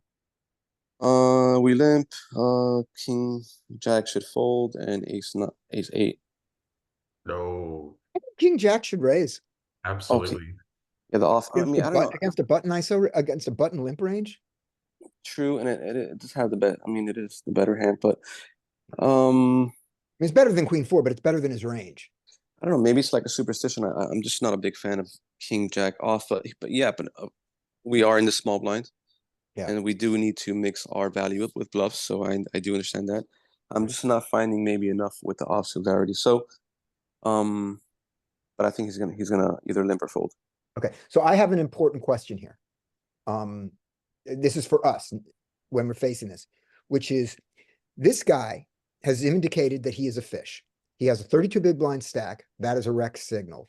He has he's limping the button. That is a triple rec signal. So we want to be in hands with him, but we want to be in hands with him in position. So those two tensions, does this mean we raise our king jack because it's a decently good hand that is dominated, but not dominated by his range? Matter of fact, it dominates his range. Or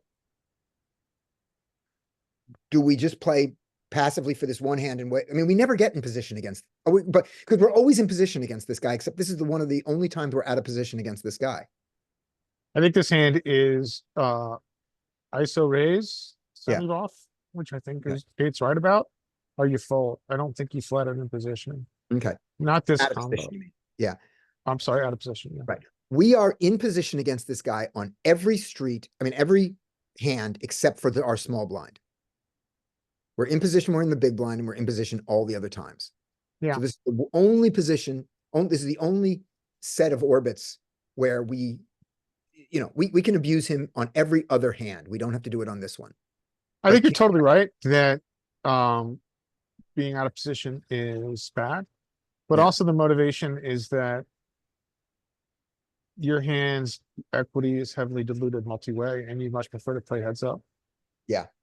And if we don't raise, we're gonna be out of position against two players, and that's doubly bad. Yeah, and then Not it's like like, And it's not like we're trying to take advantage of him with a 9-7 off saying, oh, we're better players than him. We can play better after the flop. yeah, I mean, Yes. and also, yeah, you've got blockers to traps. Yeah, You don't want to play multi-way. And so you turn this hand into a semi-bluff ISO. I would say, I like it. ISO this pure. Yeah. 5 big ones. 5.5. I'm 5.5 here. Yeah, But I think that's that's fine. good out of position. Okay, but it's not me. Okay, Does anybody yeah, I don't think this is a viable option. With this combo. I think it's a viable option with 10-9 suited, with 5-4 suited, yeah, with yeah. 2s, 3s, 4s, 5s. But I don't think this is a viable option with this combo. It's a bad choice. It's either the second worst or the third worst choice. I No. think. Okay, but it's Skate's hand and it happened, and now Skate, ace eight should do, you're in the ace eight. What do you want to do? Yeah, so here I do think I want to start thinking about ISOing. I mean, it is off. With suited, I'm definitely ISOing. Mhm. Even offsuit, I think it probably is good enough to ISO, maybe even up to ace-7. I probably Yeah. doesn't want to do it too much with ace-6 Right. or ace deuce. Yeah. But Ace 10 is a slam dunk ISO, right? yes, yeah. Ace 10 is easy. Ace 9, 8, ace 9, 8, and 7 are kind of hard. Ace 5, Sure, ace-5. I mean, I'm thinking like, I think it probably maybe ace-5 it mixes, starts mixing a little bit more. Yeah. Or maybe it is mixing and the rest are like pure, right? Yeah. So ace-3, ace-4, ace-5 might mix there. I'm just not sure what's going on, like, the offsuit versus suited.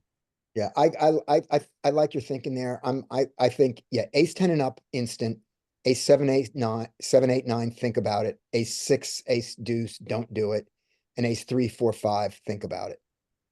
And Yep. and maybe ace 3, 4, 5, ace 5, maybe more than ace 8, something like that. Let's see what this guy does. That seems okay. He checks. All right. Oh, don't hate it.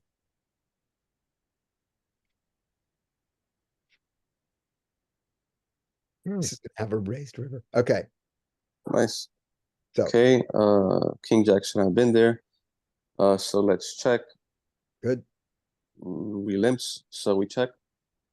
Nope, he bets, but and then we think that's terrible, right? Yep. Yep. We don't hate his pre-flop play, but we hate this. You should check call. Queen 4?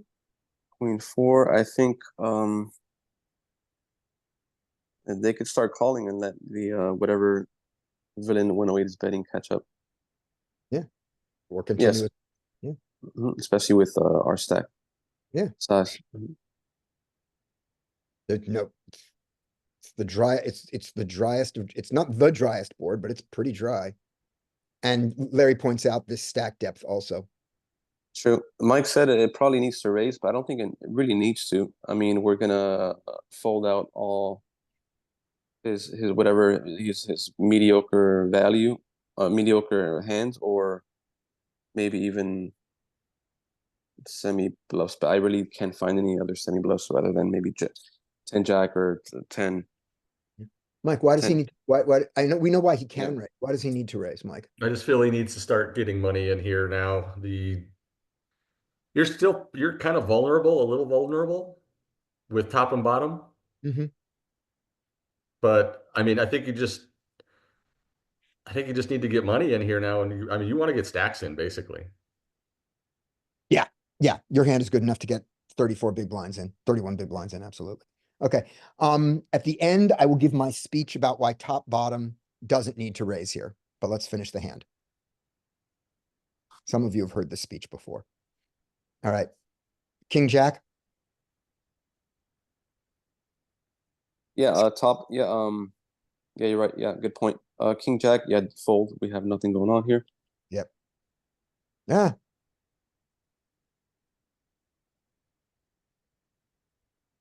but he doesn't fold because he wraps it and it's only one big blind. That's what he's thinking. Okay. Not a good enough, maybe that's a good enough reason heads up when there's lots of bluffs.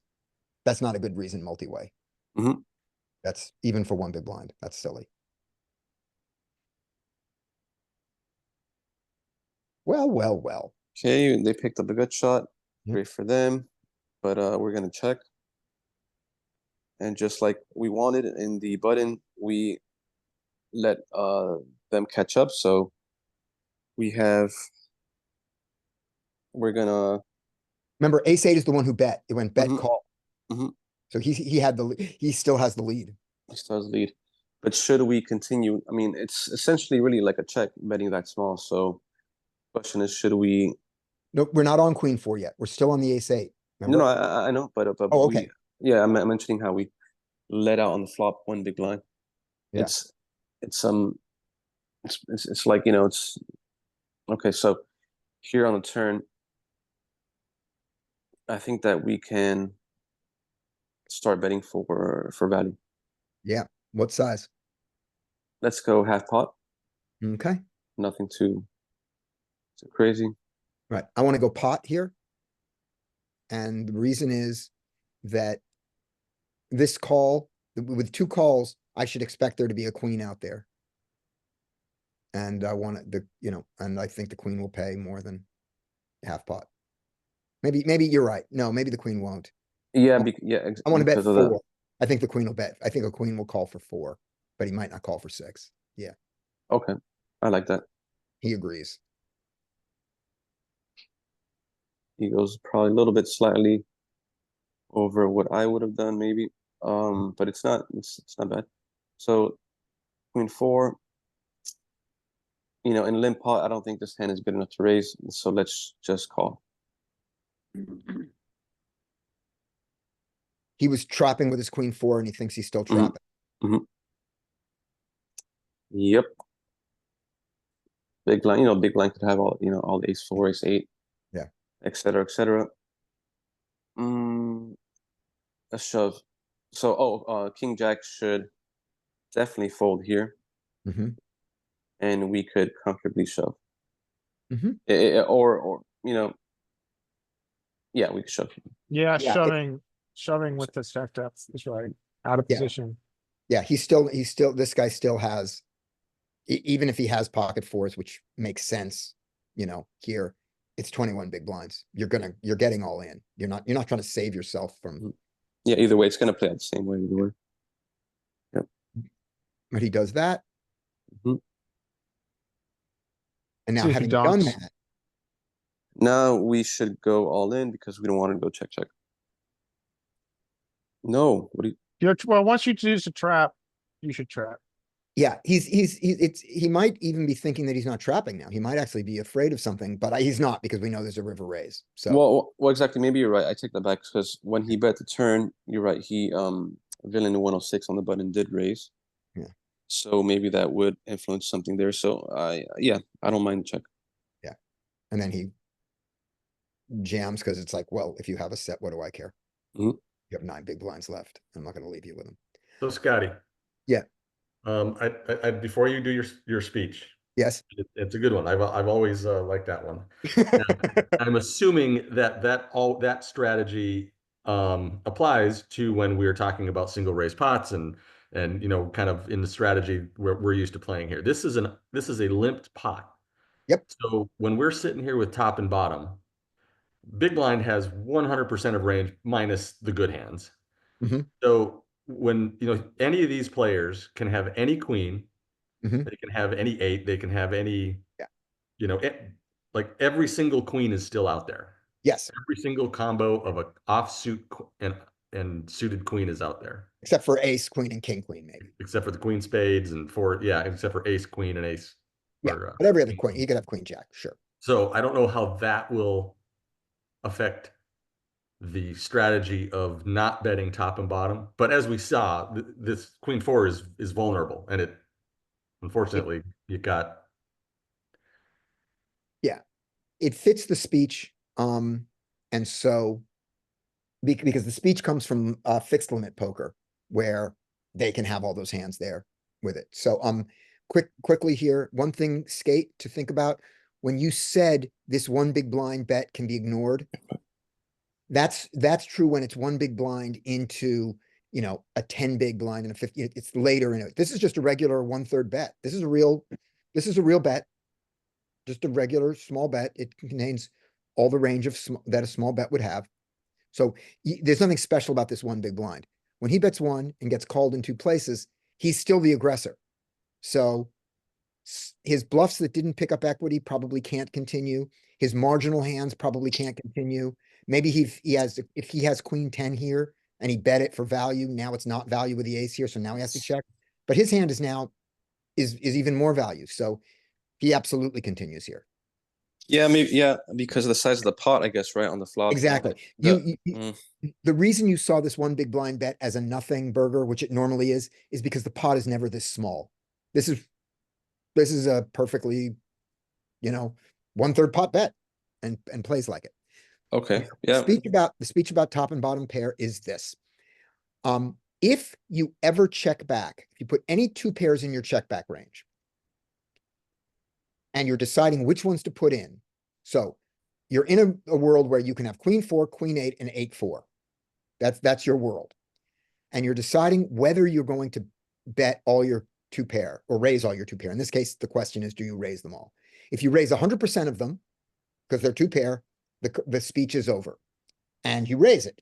If you're going to check back any of them, I'm not check back, I'm sorry. If you're going to not raise any of them, it's the top and bottom one that you do. And here's why.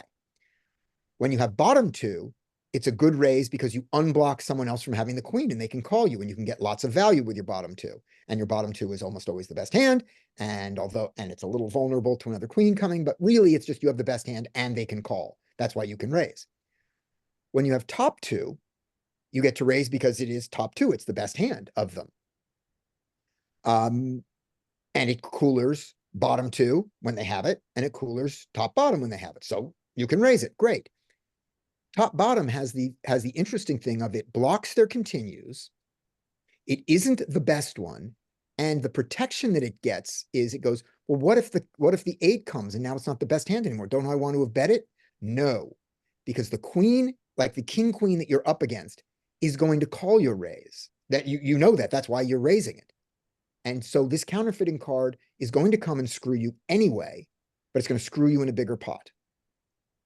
So if you ever check back two pair, or you ever just flat call two pair, if you ever slow play two pair in any way, the two pair that you should look at first is top bottom. That's the speech. Make sense? Yeah, definitely some good points. And now in this pot, here's why I say that it applies in this check bet pot, is that now it's all those things. They have all the queens, so it's even more true that the 4-8 unblocks him from having a call from this one. My queen 4, he has more nothing, you know, because I blocked the queen. So his range of value queens to straight draws has gone down, and I don't mind them betting again. You know, I don't want to get a gut shot to fold particularly. I want to get it to play some more. Blah, blah, blah. I think I finished it. That's why I think it applies, Michael. Thank you. All right. Enlighten, preach. Okay. Next hand is Shayang. And Okay. let's turn off the HUD. You're 600. I think 6-7 suited folds here. Does it have any Fold- raises? Is it allowed, is 6-7 allowed? 6-7 is a majority fold. Is it allowed to raise? It's not in range, I guess. It just so you know, it's allowed to. It's not majority. Yeah, Raise it we're not could gonna be it, shocked. it can Yeah, be, yeah, it's a Yeah, it's it's a small. suited, yeah, good suited connector. He chooses not to. But it goes to a small blind, I guess. Yeah, 10 to suited, 20 big blind doesn't open anything. No. yeah.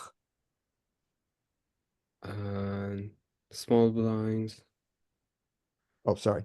here. That's okay. I guess it should be bet here Mhm. because big blind is a shorter stack. Maybe limp is good. I don't know. It So goes we'll talk about it this goes here for a all second. here. The charts give you limping ranges from the small blind. The bigger the rake, the worse it is to limp from the small blind, because when you see a flop, they take the rake out and everybody loses. So the bigger the rake, a live rake, you should never limp. Matter of fact, a live rake, you should just chop and not, if you can. A6 suited will Wow. probably be a call and will have some calling in a limping, if you have a limping range. I'm This guy. wondering if we get to shove. Against him, yeah. So there's your, so it's an okay call, but we think but against 23 big blinds. There's no reason to do Maybe it. it's too weak. Maybe it's too Shove. weak. Especially because I play tournaments. In my Yeah. opinion, it's a clear shove, but I don't know how it goes in cash. It's a better, so if it's a good shove in a tournament, it's a better shove here in cash because of the rake consideration. Because of the rake consideration. Yeah, you will lose more money from letting the flop come down. Yeah. Maybe not, I don't think online that's true. Anyway, so he does this. Here Jack 5 offsuit. It's going to check. It has some, Jack 5 offsuit against. Yeah, the it has some opportunity to Yeah. bet, but not to a bigger stack, I guess. Yeah, and at this stack depth, it seems like checking behind is the best thing to do. Yeah. All right. This hand's gonna go Um, weird.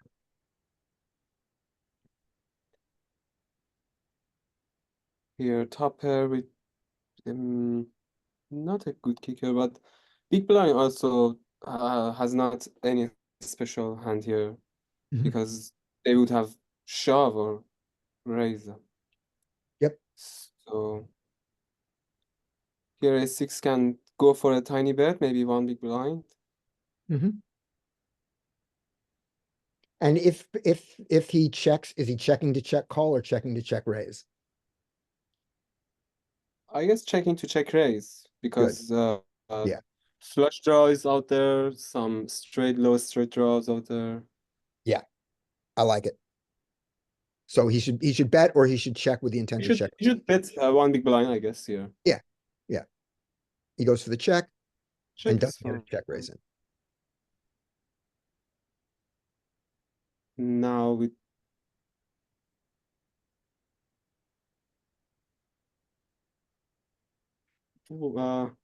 one big blind bet is normal.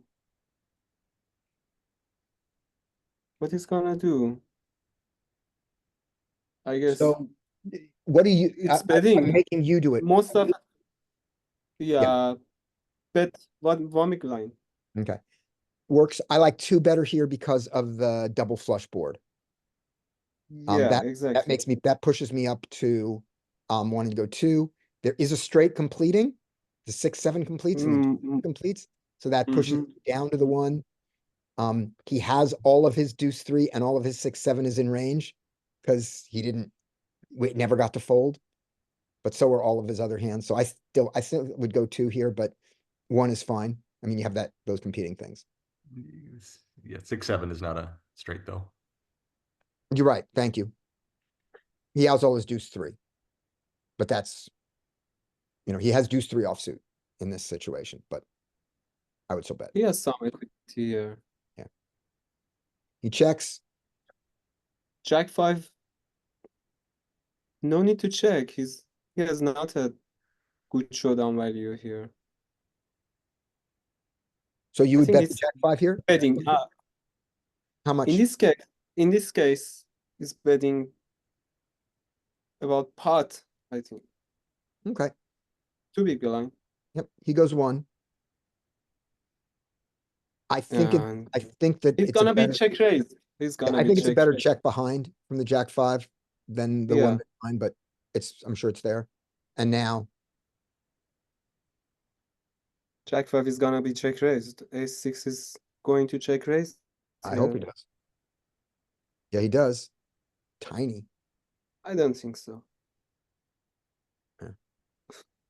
I wonder if he just called. Okay. Now Jack 5. Big blind should. He can just call. Maybe he's committed, or maybe a good fold. I don't see that fold. If ace 6 check raised to a proper sizing, 3 or more, Yeah, it's jack 5 can definitely fold. fold. For 1 big With- blind more, 20% into this pot, 17 minus, minus the rate. Yeah. Um,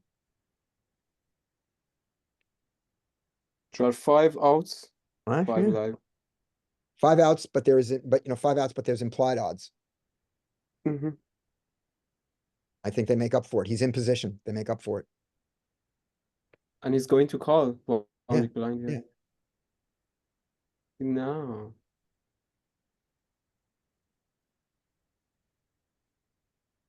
Very bad play from small blind. Yeah. He's So he got called. yeah. He wanted to be called. Yeah. And he didn't And get no he's club and no board on continuing the river. betting. He's Yeah. betting again, I guess. Right. What size?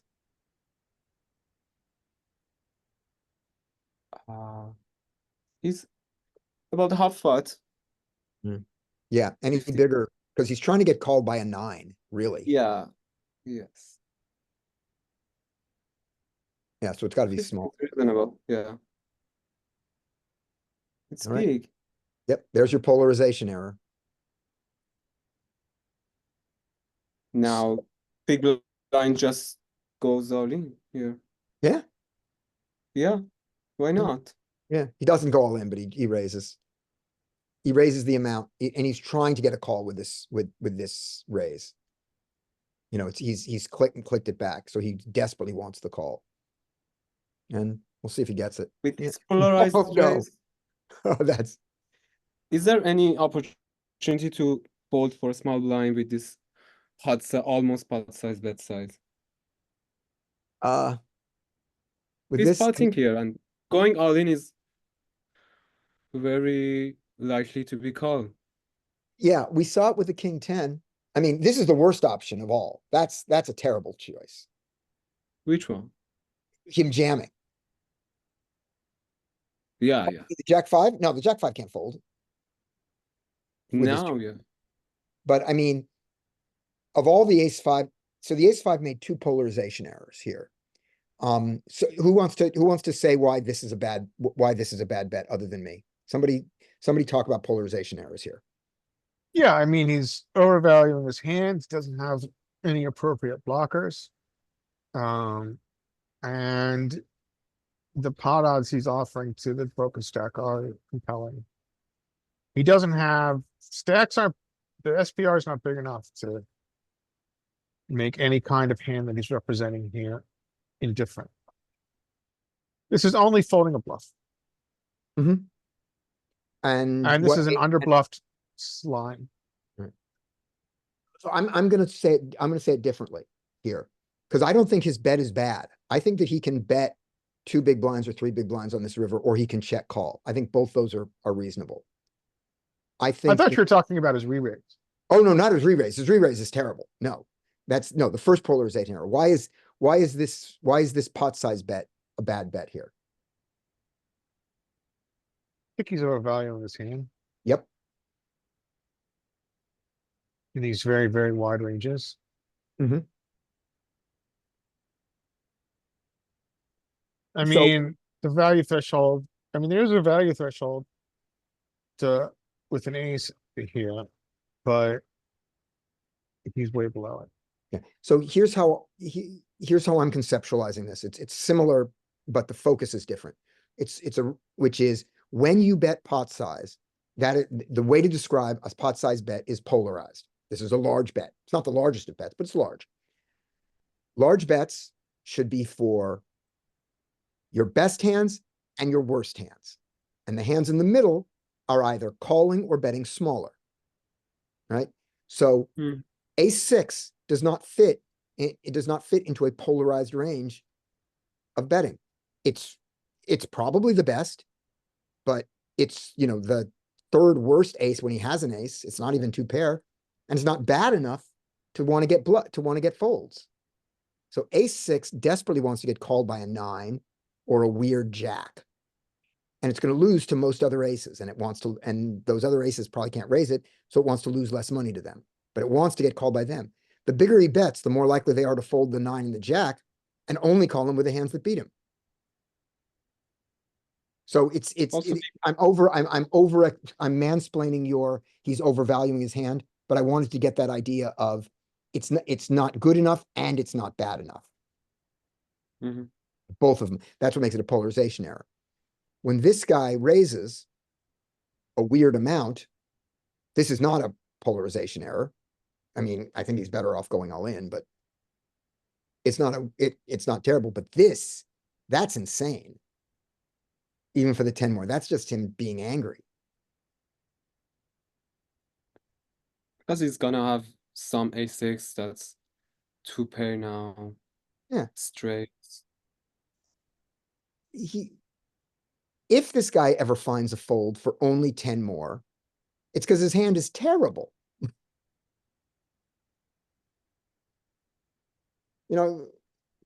So he gets value. So this bet gets value from ace deuce and ace 3. Those are the hands he beats that don't fold. Anyway, okay. All right. The next hand, this is the one we just did. So the next hand is this one.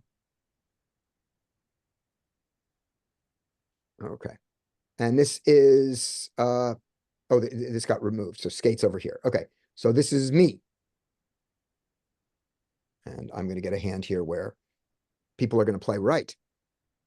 8-5 folds, ace king raises to either 2.5 or 3, whichever is his size. And the jack 10 suited on the button does not fold. We'll see what I do. So he raises to 2.5. Jack 10 probably does some raising and some calling. We'll see which one I do. Yeah, I it mixes. right here. I go for the call, that's fine. King 2 has to fold. And queen 5 suited, if it were me, I'd call it. Out. Mistake. It's a fold, right? Fold. Yeah, it's a fold. I think I would It's make a thinking. mistake. Let me remind myself why this is a mistake. This is the hijack. Just to remind myself. Raise the button, jack 10 suited, mixes. Oh, does some folding. I wasn't going to fold it ever. And then when the big blind comes in with that queen, yeah, got to be tighter in the big blind getting these pot odds. Much tighter. It's just, you have domination issues. Yeah, because when this guy folds, we're all over the place with this. Yeah. And I just got to really internalize this change there. Okay, so we're going to spot these and from now on say that's a mistake. This has got to go check, check, bet. I can bet the 10. And if the ace king bets because he feels like it, then I should just call. But the queen 5 bets This one. is so weird. I This will is- say this is why I enjoy these sessions, because I see these all the time. Like, what is this? Like, what combo Yeah, are you me too. representing? Yeah, you just go, what? This makes no sense with any hand. And the answer is, you're right. Ace, This king is should like, call.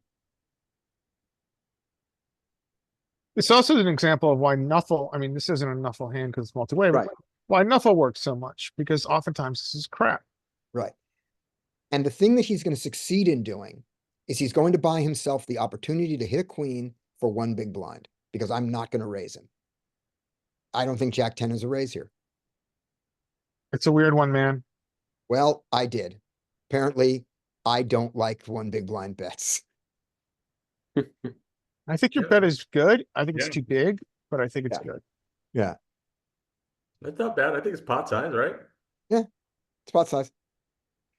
A little bit less. 75% pot. Yep.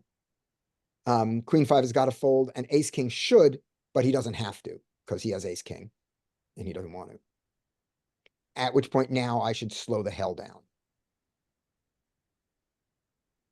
I should check behind. Agreed. I do. Well, that's where the raise comes from. What's his father? He goes half pot. And I raise him, 30, 40. yeah, what do I think think 50. is calling me? I mean, you could target a 3 and shove. Shoving's not You the might worst. He shove it. has some 3s in humans wide range. A 3 might fold to a shove. Magnitude trumps frequency. Yeah, but I mean, all his pocket pairs, the bigger I bet here. And does he, let's just look at the hand. Does he ever have pocket 3s here? And I know I'm not talking about monsters under the bed here. It's because we mostly split in this situation. That's the thing is You mostly out chop, there. Yeah, he silver can have, paired board. he can have pocket 3s there. It's unlikely. He can have them.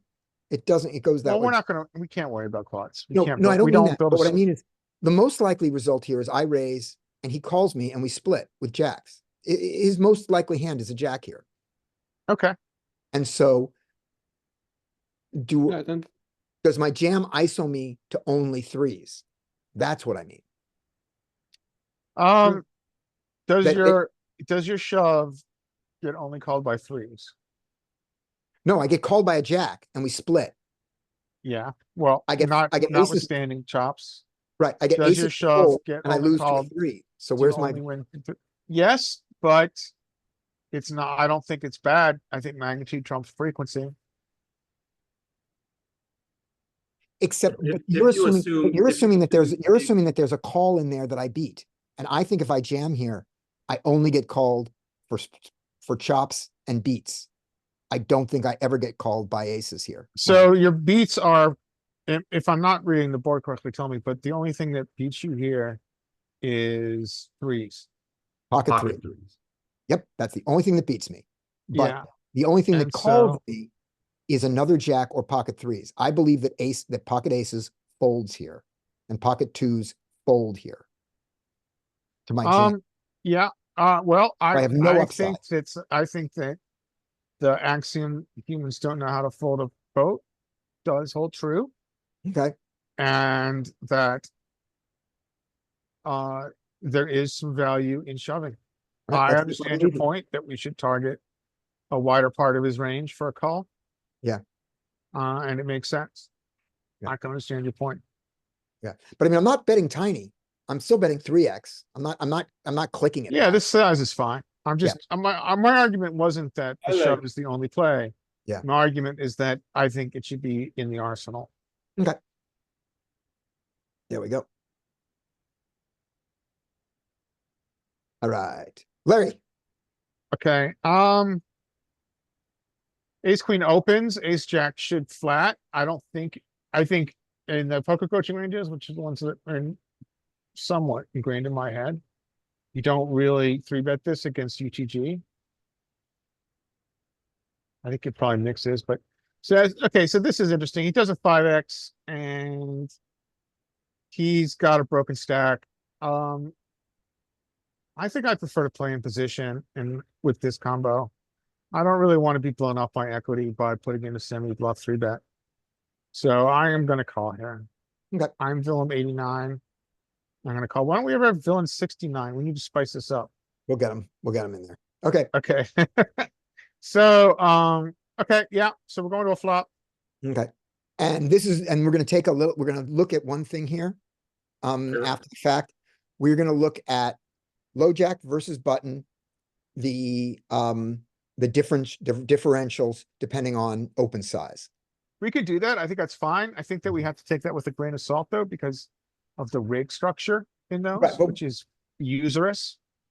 Yeah, but I'm gonna look at it. What I mean is, we're not gonna compare it to the normal 2.5. We're gonna compare it with the same rate structure and just see how. So we don't, so with the How it 5 gets big tighter and blind more RFI polarized. rig structures, we can either look at live 10% rate cash, or we can look at chip EV.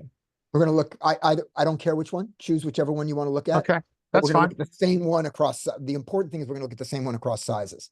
Okay, Going on though, okay, we're going to a flop. boy. Interesting flop. So, I would do a lot of checking and check raising if I was villain 91. Mhm. I would, holding the queen of spades. I would do a lot of check raising. I think, check raising theories can be dependent on his bet size, if he bets. But Yeah. I would check this high freak. You Mhm. are, you probably do get bets here in theory, but I would check this. So I'm very happy I'm not in this hand. And I think the queen of spades makes us check for the check raise more than than if we had no spade. Yeah, we'll have to That's gonna check. be my prediction. I sometimes get confused on what the heuristics on that and solver changes. Yep, that's why Okay. that's why I'm making I'm taking my prediction now, so we Yeah. can check that out when we look at this hand. Okay. He goes for the other one, which is legit. We know that. So we don't really have in position raises here that often. Mhm. I would essentially, to this size, I would call. I agree. Boom. Villain 91. This is why betting out of position sucks. Mhm. Villain 91 should slow down. I mean, Villain 91 should either be 30 again, or he'd be 50 before. He should down bet or he should check. Yep. Equity completes, so that pushes his bet size down. Yeah, he should Certainly down bet or should- check, one of the two. He certainly shouldn't bet 75% or 100. He should bet 33 and 50. No, we should not polarize. Yeah. Here. He should depolarize. So he's gonna, this- so, This is a big Vil- mistake.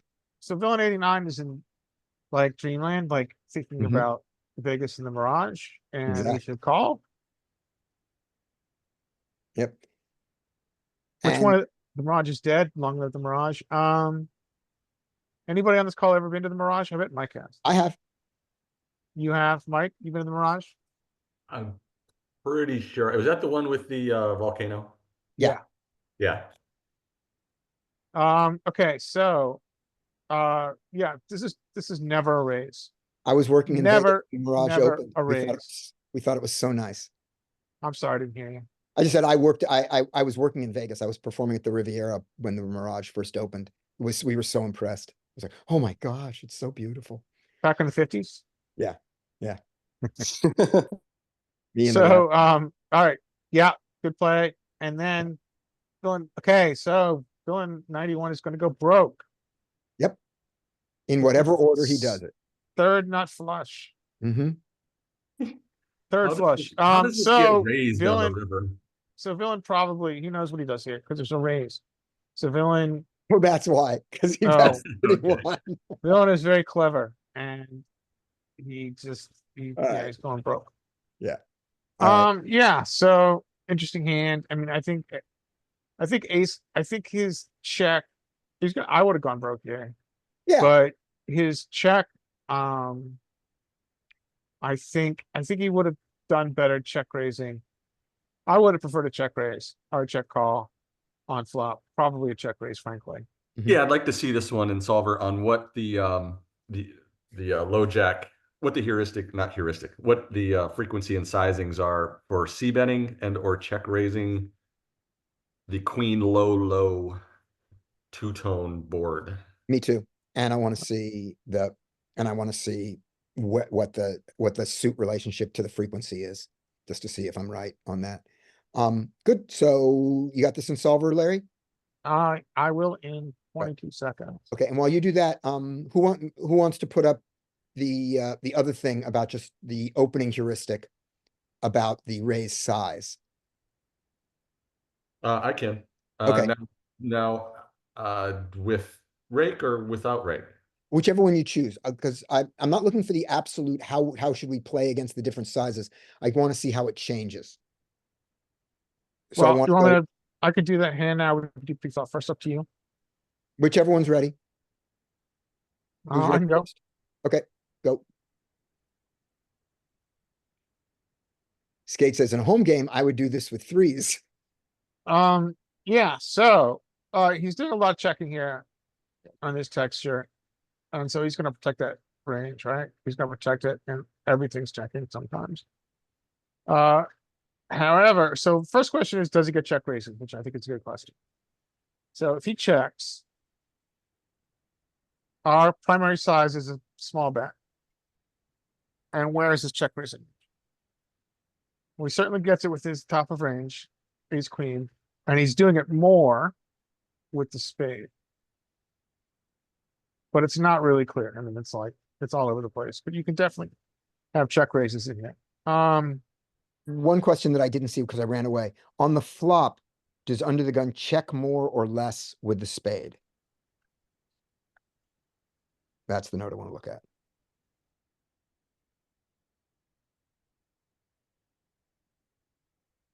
Bets Ye- more with the queen of Checks spades. more Bets with a the bit more ace the of queen of spades.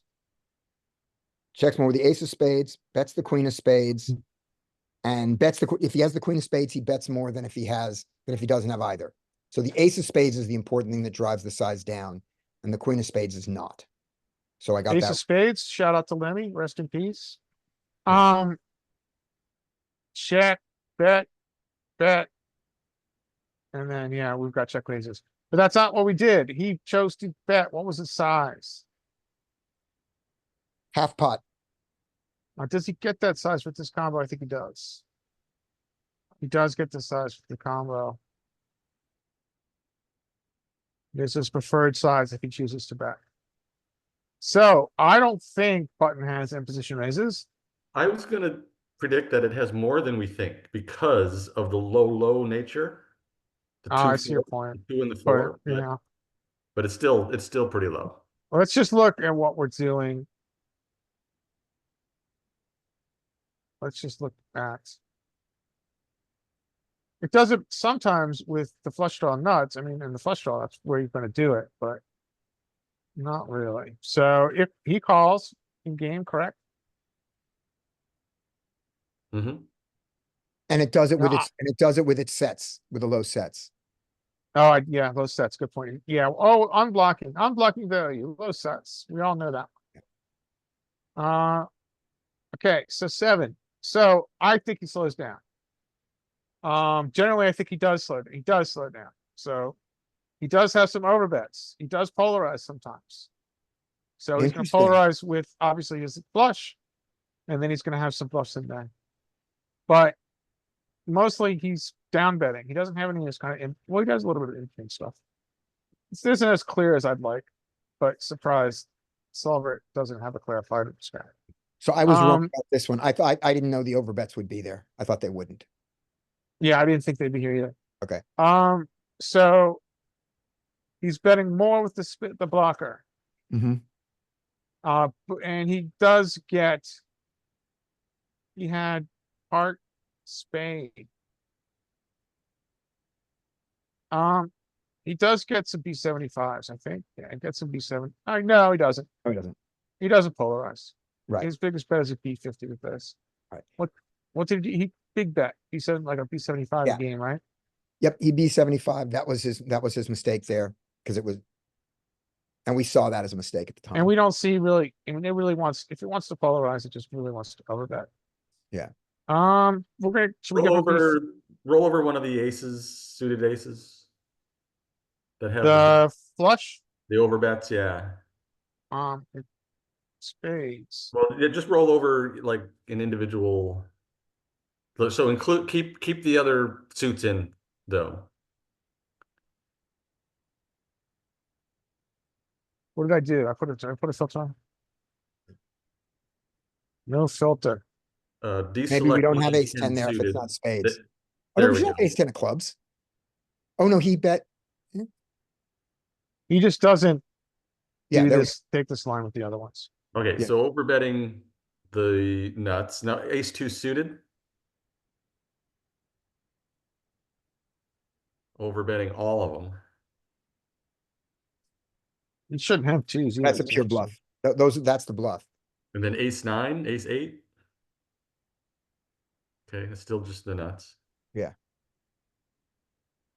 What's up with ace? Well, Ace So two it's- is bottom pair. It's bottom pair bluff. but it's interesting because it's not blocking sets because he doesn't have any many twos. Yeah.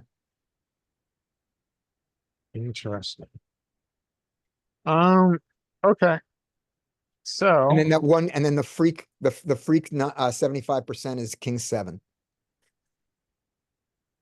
yes, riddle me that. Yes. So. Should we give him a B50? So we continue the solve? Yeah, yeah. I don't think he gets raises. He's not gonna get raises to any other, yeah, he just doesn't raise here with the Mhm. nuts. Keep He him in. might, it might start to get interesting. He doesn't really use the side, got no raises. No raises, just doesn't, you don't raise with anything else. Yeah. Much less the nuts, but we're gonna give him the B50 so we continue. He calls with his, he's got the nuts, like it's good, like it's in the Mirage. Mhm. And the Doom card arrives. His ace queen is, Not jamming. The queen of spades. He is betting. he is betting, and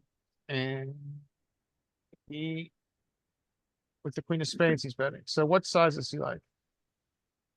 That looks like it's a blocker size. He likes a blocker size. A B9. So And block, then the only question jam then and see becomes, if he what folds. is our raise side with the nuts? oh, we just jam. Not all of them. Oh, no. Weird. The pot's too, the pot was small, but the pot was bigger. Let's see where our, yeah, the pot was good. Let's see where our value threshold is. So we need to have the ace to raise. We cannot raise in theory with second nut flush. Yeah. And then this is bluffs. No, those are queen of That's a, spades. that's a Third. queen, that's weird. Well, it is a bluff because it's 22% equity. Yeah. So To get this is, king to fold. this is our bluff. Our bluff is a flush, ladies and gentlemen. So third nuts flush is a bluff. The third Yeah, nut because you can is see trying by to the get- equity. The equity is 22%. I mean, I guess there's a straight flush, but That's, technically not third nuts. yeah, Yeah. that's surprising. That is a bluff. Third nuts is a bluff. There are two straight, Um, flushes, by the way. sorry, There's two straight flushes available. are there? Yeah. Yeah. Three, ace three, 3-6, 6-8. There's a lot of them. Your The ace, only one we get here with is ace, there you go. yeah, With the, what we call the steel wheel. I saw someone, I was watching Cash Game the other night. Yep. Live, being the weird guy looking over the shoulder at the cash table. And someone hit the steel wheel. nice. Okay, Okay, Uh, and go take a look at pre-flop on this guy, or is there anything else you wanted to see? Post. anybody else want to see anything? Nope. No thanks. Okay, we want to look at differing sizes. I think it's 9. I have it ready, Larry, if you want. Oh, sure. Much better. There you go, man. Okay, so what you're looking at right now is a 5x open using 8 max live, 10% rake Mhm. low jack raising to 5, button defense. Right. No flats. You lose your flats. The ace jack suited is still the one that does it. And that's what he had, right? Yeah, he had ace The jack. ace jack suited is the one that does it when it does it. Okay. I have a favor to ask. Can you now compare this to, Chippy V? I knew you were gonna ask that, Larry. But before we do Chippy V though, before we do Chippy V, let's do the different sizes of this, because that's the relationship I want to see first. Is that okay? Well, yeah, no, actually, we'll compare right now apples to apples. Yeah. So here's Chippy V. Okay, you're ready with it. Yeah, yeah. I mean, it's just like, I mean, I think that we need to understand how much the rake is affecting these ranges. Huge. So now this is also dependent on your opponent, assuming they have a opening range that is this tight. Yeah. Think about the normal 2.5x range. That includes way more stuff. Yeah. I mean, he's not even opening pocket tens pure from the low jack. So that will affect how, this range gets Yeah. constructed. All right, so you wanted to look at different sizings. Yeah.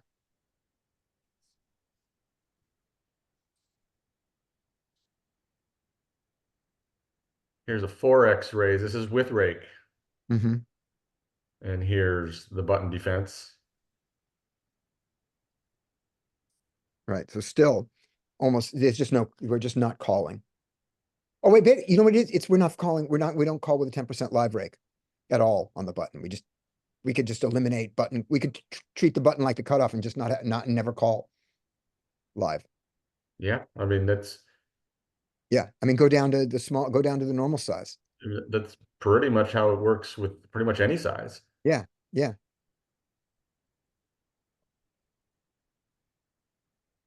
At 3, we've got some. Still not much. Okay. You could eliminate every call from this range and play okay. You could choose to play this like the cutoff. A lot of people do. Yeah.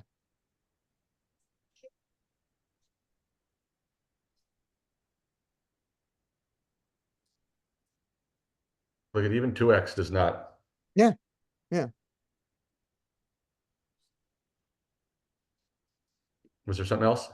Nope. That's good for me. I like that. All right.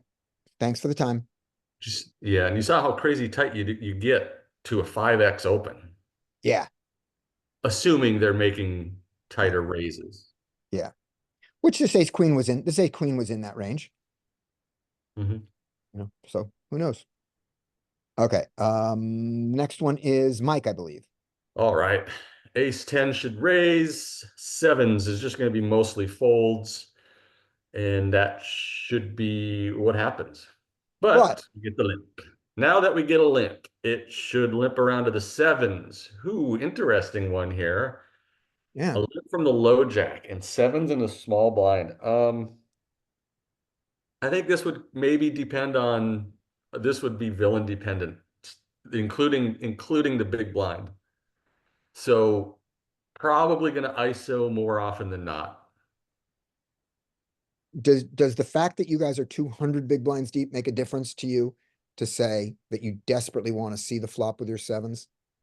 You do not want to get limp re-raised off what could. I wonder if I guess maybe you just don't fold. I guess maybe you just don't fold. ISO more often, because now when we bank, we're going to be getting paid a pretty substantial pot, as opposed to when we limp, the stack to pot ratio is so big that it's going to be really hard to get as much in. I don't know. Yeah, I don't know the theory there. Yeah. I mean, what is clear though, is if he has pocket aces and we raise to 5.5, and he goes the normal pocket aces size here, which would be sort of 12-ish, he's in position, 12, 13, 14, we just call. Yeah, if he makes it small enough. Yeah. So that's what he goes for. And it should go fold, fold, but we get to Yeah. see a flop. Yeah, he shouldn't, I don't think he wants to call ace ten there. Of course, I don't think he wanted to limp ace ten. All right, All right, he ISO'd paired board. I mean, yeah, you can just c bet here. You just c bet small, B33, he goes 50, and ace 10 fold. should, but he doesn't. Ace 10 might actually not be a super bad call, but I would imagine it's getting very, very indifferent. So we keep going. Yeah. Now the sevens, let's see. He wants to do this If I because he had the doesn't want to sevens check, he doesn't want to here- have to check fold, but I hate it. No, I wouldn't necessarily be check folding unless it was like some kind of like ridiculous. No, I mean, he doesn't want to get bet on, so that's why I think he's betting here to keep from getting raised. Yeah, again, we can speculate all day long what Okay. these people are doing. All Yeah. right, good enough. If I have these sevens here, I don't like this bet. Yeah, I think I would probably check as well. But he does bet. Mhm. I mean, ace 10 should fold. Yep. We're gonna see a bluff. Yeah, we are. I mean, he's got to this point with the sevens. Sevens are, I would imagine, a bluff at this point. Yeah. But Someone's gonna bluff. gotta check.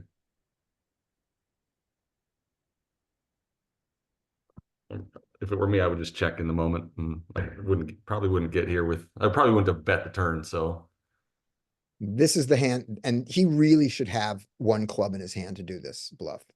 yeah, yeah, he Right. should have a club blocker. Notice the size he chose. He's playing metagame. Mhm. He's like, I'm getting a 59.99 price with my bluff, my zero equity bluff. Maybe villain dependent. I mean, obviously it's a fold, but maybe if this guy's just been kind of an idiot, which we've kind of seen from his play in this one hand, that he may have shown himself to be kind of an idiot. I mean, he might be able to make some hero calls, but I mean, Got obviously the blocker. yeah, exactly. We should just fold. Yeah, I look at this and it's just making, this session is gonna make me play so much worse. I really expected today was gonna make me play better. I'm gonna be playing so much worse. We are seeing a lot more bluffs than I thought. Me too, yeah, we really are. All right, Don't you think that the re-raise size 40 big blind was just small because funny. in position opening the action again Yeah. to out of Half position. half pot is what just happened. And then he goes to he just clicks it. That's what it is. Yeah, That's yeah, an it's clear exact to That's an exact. because of that clicking on the call is more reasonable. The click just feels like he desperately wants to get called. Uh-huh. And the thing when we had the king 10 and we went, well, I'm not folding for these pot odds. I guess he either looked at it and, well, my hand is so terrible, I can't beat anything. I was bluffing when I did it, so I have to fold. Or he looks at it and goes, I can't fold for these pot odds. Or he's giving me these pot odds, so he knows I can't fold, so I have to fold, however he levels himself. It works. Ouch. Yeah. All right, skate. All right. All right, let's see here, king 10 off in the cutoff. Let's open that, fold around to 10-8, which, can defend up to 10-7, maybe Mhm. indifferent with 10-6. And does 10-8 do any raising here? As it's defend?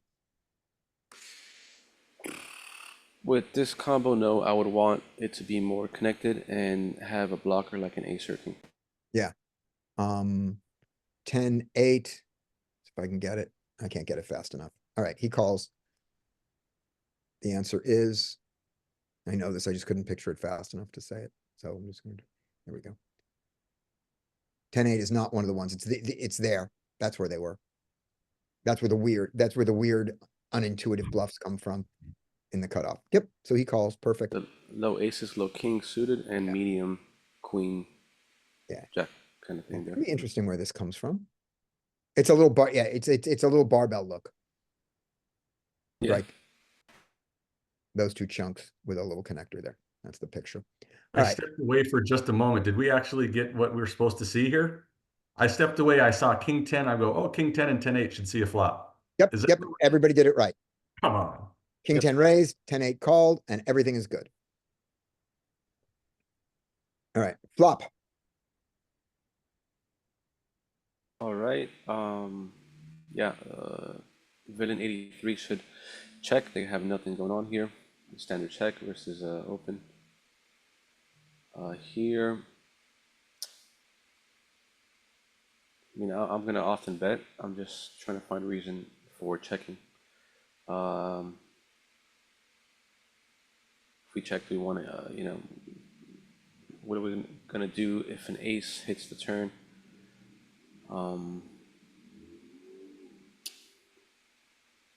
Okay, let's bet. Let's bet 2 BBs.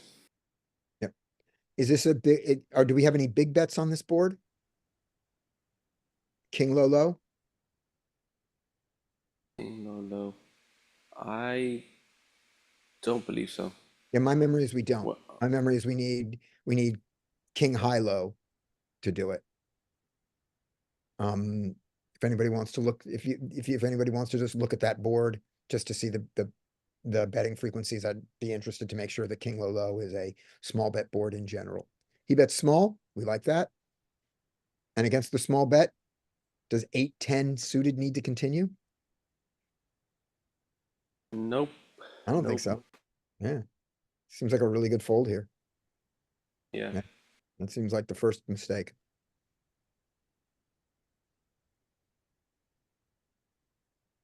Alright. But he Okay. did this, having done this, He saw, yeah, he saw the ace. He knew the ace was gonna come from the dealer. Somehow, he's gonna check. And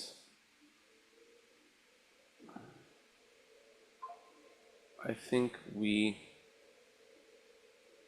so you want me to say like what say I how would you, do? say how you would play it, and then if you have an opinion of how he's going to play it, that's fine. But more important, I want to know how you would play it. What do you think is right? Okay. Well, if so I think, let me see if how I could put. So I think the first thing I would think is this. If the villain is straightforward, I'm going to bet for thinnish value, if the case, and if he calls, I am going to probably fold if they bet the river.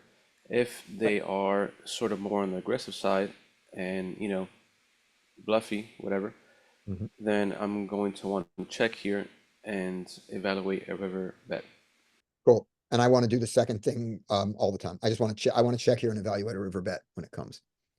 On the simple thing of my hand, at first was top pair with a good kicker, so that I can bet, that's a premium made. Now it is second pair, that is marginally made, I can check. There are reasons for this to be true. All of his, if he called me with a straight draw here, all his straight draws are either now straights or aces. You know, the only one that isn't was if he had 4-6, and he doesn't have a lot of 4-6. I mean, he has 4-6 suited. Other than that, though, so I like the check behind, and so Yeah, does that's, he. that's I a like better his way to play. put it, because Yeah. yeah, they could have easily called 4-5 suited, right? Like you mentioned. Could have called 4-5, could have called Uh-huh. ace-3, could have called ace-4, ace-5. All those can call. Very true. Very true. There you go. All right, and now the river. Yeah. All right, on the river here, How do we get a raise? we checked. Yeah, I haven't had my Wheaties yet. We checked the turn, right? Yeah, Yeah, we checked. Okay, so here, I mean, I don't know what they're gonna do. So I mean, since villain 86 checked the turn, they might go for a bluffy bluff here or something. So Yeah, if I'm calling with this combo there, then of course, yeah, I am gonna bluff. I'm not gonna yeah. let it Or if check. you didn't, I mean, Yeah. you must have had a reason to call the flop Yeah, to if he was gonna check on the turn, so. yeah, like, oh, this player is like, oh, so straightforward. If they don't have an ace, they're gonna check. Yeah. Let's bluff. Yeah. And it Let's ran out right for you to do it. The ace threatens his king and the jack threatens everything, so, yep, let's bet all right. How 20, big? 20, 25. Oh, you mean 3x pot? That's a very hungry horse of you. True, but it is a small pot. It is, but Yes. I just I don't want to give him the odds. I want to bet How about, 25. how about 25. 11? How about 125%? How about bet 11 big blinds into this? Okay. It's not an overbluffed size. It's not a specious size. It scares away a lot of stuff. It doesn't Yeah. get an ace to fold, but you're not trying to get an ace to fold. Yeah, maybe betting too big is kind of bluffy, right? It looks Yeah, maybe. bluffy. He goes there. Yeah, I liked your 11 or 12. I don't like this. Well, I don't mind it, but let's see what villain 86 does. This is funny. I Villain 86 does the weirdest thing of all to us. Maybe the solver does it. I don't know why you would. He turns What? second pair into a bluff with the nut flush blocker. Yeah, there's no need. I don't think so. I don't think he needs to do this. If he didn't have the king, I mean, if the king didn't pair, if there was no king on this board, I could see this. Yep. And of course it works. So does anybody, do we want to look at and see if any of this stuff is, we know that this is not legit. We not know. I believe that this is 100% fold here. I'm confident that this checks a lot here. And the question is, do you ever bluff like this? Does anyone care to see if the solver does this, or we just want to move on? I'm Well, curious, but I'm only curious to be curious, not because of how, not because of how I'm gonna play poker in the future. Because I'm Let's, not gonna do this. I don't know. Let's ask Mike. if you're asking me, we can move on, but All right, we've moved on from this one. We'll skip this one. Okay. We'll learn something else instead. All right. Shayong. You have a hand that should not have been played. Oh, no, maybe it'll go, no, blind versus blind. This can happen. Okay. Yeah, actually blind versus blind. So hijack folds, cutoff folds, bottom folds, small blind.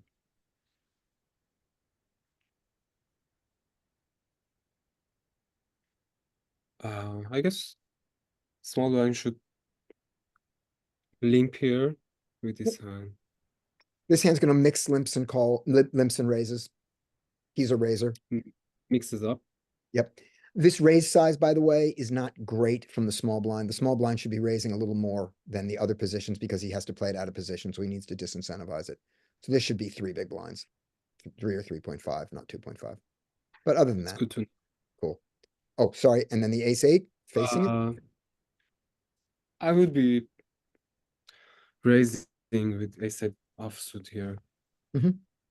Maybe. It's a mix, cut- in the solver, it's a mix of raises and folds. I mean, raises and calls. It's no folds, though. No Yeah, folds. raise instead of calling. Raise is great. Yep, this is not wrong, though. Little, Calling. just our little. You mean flattening is fine? Yeah. Here is your little bit of it. There's your, Absolutely. there is your, sorry, small blind. There's your jack 8 suited. It mixes, mostly raises. In this case, it raises to 3.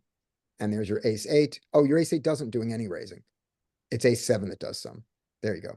I was wrong. Okay. But he does the call great. All right, we go to the flop. Well, that's how this happens. Open-ended for. No, that's an good equity here. Yeah. So what would you like to do with Jack 8 now? Also, I would like to raise here because I have many draws, many Hmm. many opportunity to improve. Yep. So let's go betting. What size?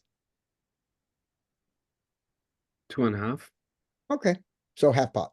Good, half pot works. The reason you might want to bet a little smaller than half pot is that the board has locked up equity already, and that tends to push your bet size down, whether you have it or you don't. So you might consider 1.5 and 2 a little more than 1.5. 2.5, but you're not very wrong. And you know, we'll see that. And the other thing we know is every hand that bets out of position does some checking with intent to check raise. They all do both. So your bet here is probably fine. We'll take a look and solver real quick. But his check is also fine. So there's the check. Now you're the ace 8.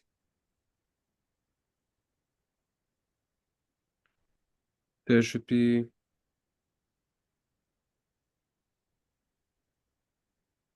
check back.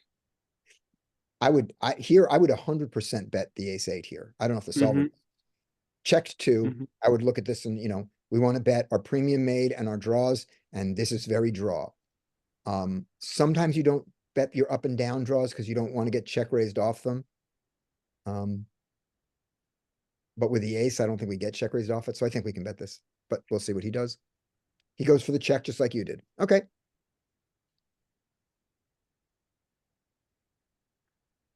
Here's both players have straights. Mhm. So as a trap, no need to check here. Mm. But maybe betting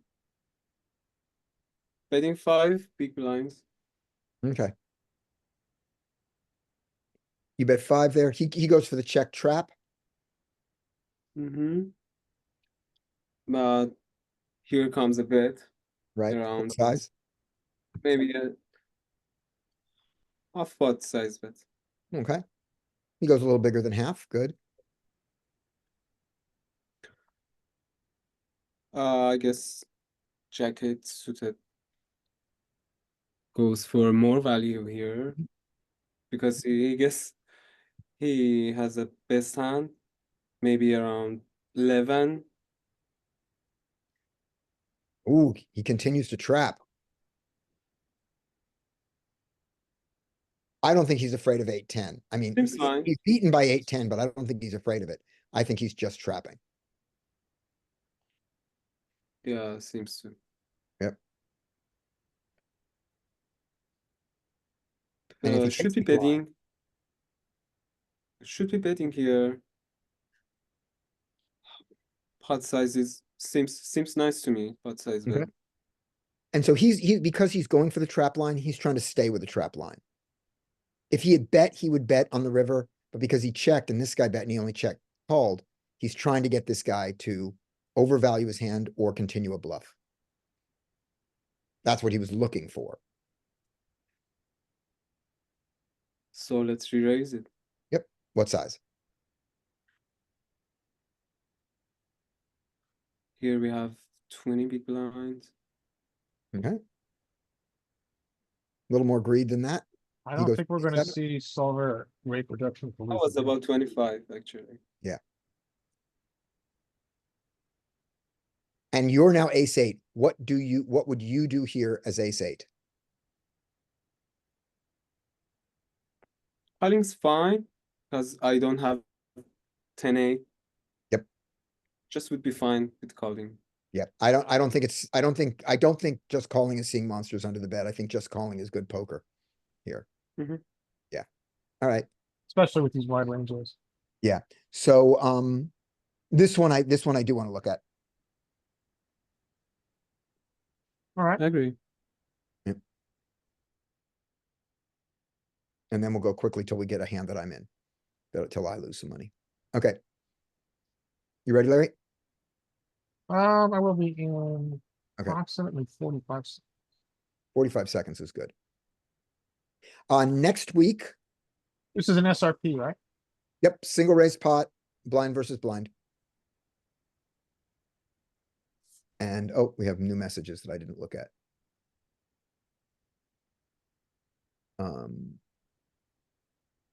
Okay, there were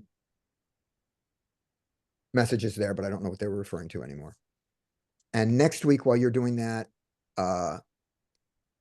Monday, oh, so next Monday, I will start it up like that, but I will have to stop a little bit early, you know, I'll have to stop at like noon instead of 12:15 next Monday. Okay, so your start time in your time zone is 9:15. Yeah, so normally we go to about 12:15, 12:30, and next Monday we'll start at the normal time, but Okay. I'll have to bug out at noon. What about Tuesday? Tuesday, Tuesday I have to find out what time I am leaving for LA. So I'll find out and I'll let you know on Monday. But either way, I can definitely open the room next week, whether or not and if I attend, I can attend partially in the car because we're driving to LA on Tuesday for a show on Wednesday. All right. Okay. All right, let's see it. So we have an SRP blind versus blind, Wild West. Right. So Very interesting pre-flop, let's flop. just say, so we already looked at the pre-flop, so pre-flop is all fine. Yeah, we saw that already. Yeah, and then, yeah. Okay, so lots of chips. Mhm. What's And our I'll- OESD doing specifically? Lots of chips. Right. And we can also interesting bet that it 'em, checks so- more higher kickers. Yep. It has more showdown. Doesn't want to generate a fold, I would guess. I'm Right. sorry, go ahead. Oh, I was saying, and our Jack 8, that was the thing we saw, which was it plays by betting, it also plays by checking.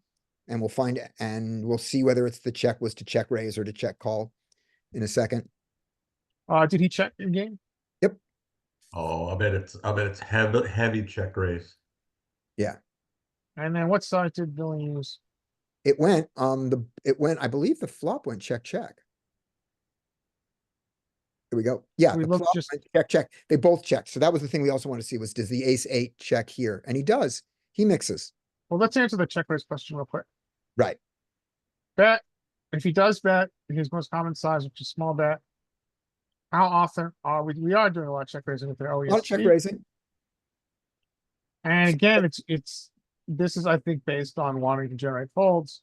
Right. You know, the ace has its own showdown world. Yeah. And so it doesn't want to as much, but these lesser worse kickers want to, And then the 9 goes down because the 9 has a ton of showdown value. and the 9 goes down. You know. The 9-8. Right. And going back to the big blind node there that we were just asking about here, what does he want to do with his eights? He's fine with betting him He's You all know, over the place. in a reverse linear fashion. He's fine with that. And he's fine with, so he's not afraid of betting and getting check raised because he can call still with the 8. Yeah. And at the same time, he also doesn't mind checking and realizing. So both are right. So like, This- if that's we look good. at like, let's look at this real quick. I know we're getting towards the end. Yeah. But, well, I thought he was, so this is 5-4, we're getting more of that. But if we start with his 8s, like he does his lowest equity. And I'm just looking at 8s, I don't care what 5-4 is right now. His lowest equity, 8x does want to bet at a higher frequency than his highest. Which Yep. is like 9-8. 9-8 Yeah. is best, obviously. Yeah. But then here, I think ace 8's here. I'm checking. Yeah. Okay, so, Okay. Right. and it went check, check, right? And then on the turn, our theory on the turn was the 5 comes in, so he gets it. My assumption was that when he bets, he goes bet, bet, bet. And when he checks, he goes check, check, check. He goes check, check. And when he bets, he goes bet, bet. But whatever So- he tells, he continues to tell. Out of position, you talking about? And also not in position. Yeah, only out of position. So out of position, yeah, it has very healthy checking range. Yep. It's checking half the time. What did we do in game? So he did the check in game. Oh, you want to confirm he maintained the trap? So he checks. Big blind bets, and the big blind bet size was just over half pot. So give him half pot.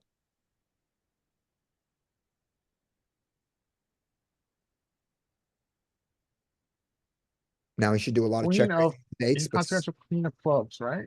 Yeah. So he just called. Now the But question is, but how here, much we're is, on his range. So this is him. He does a lot of raising with it, but he also does a lot of checking. He does both. yeah, he traps more than he raises. Right. So when he traps,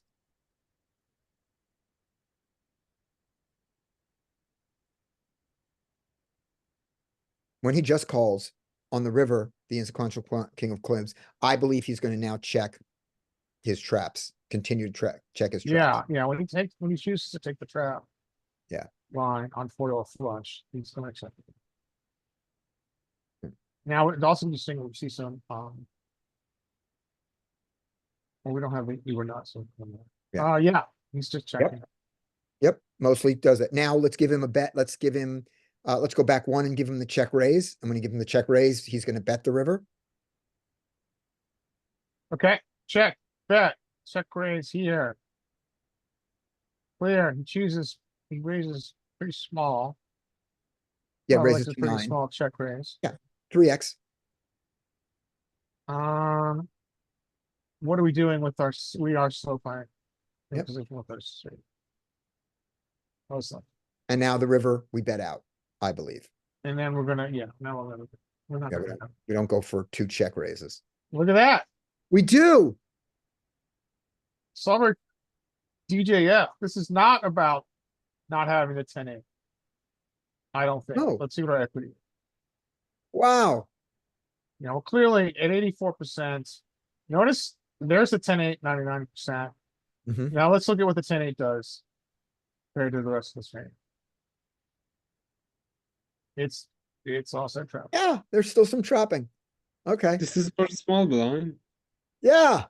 Yeah, it also does a double check raise. So, okay, so With this, I don't need to see any other combos. Now that I've seen that they are not consistent, it's just you do whatever the hell you want. let's follow the trapping line. Okay. Then we'll call it on this one. The trapping line, which we're taking, because I'm curious if it's gonna do this theoretical solver. Yeah. Collusion.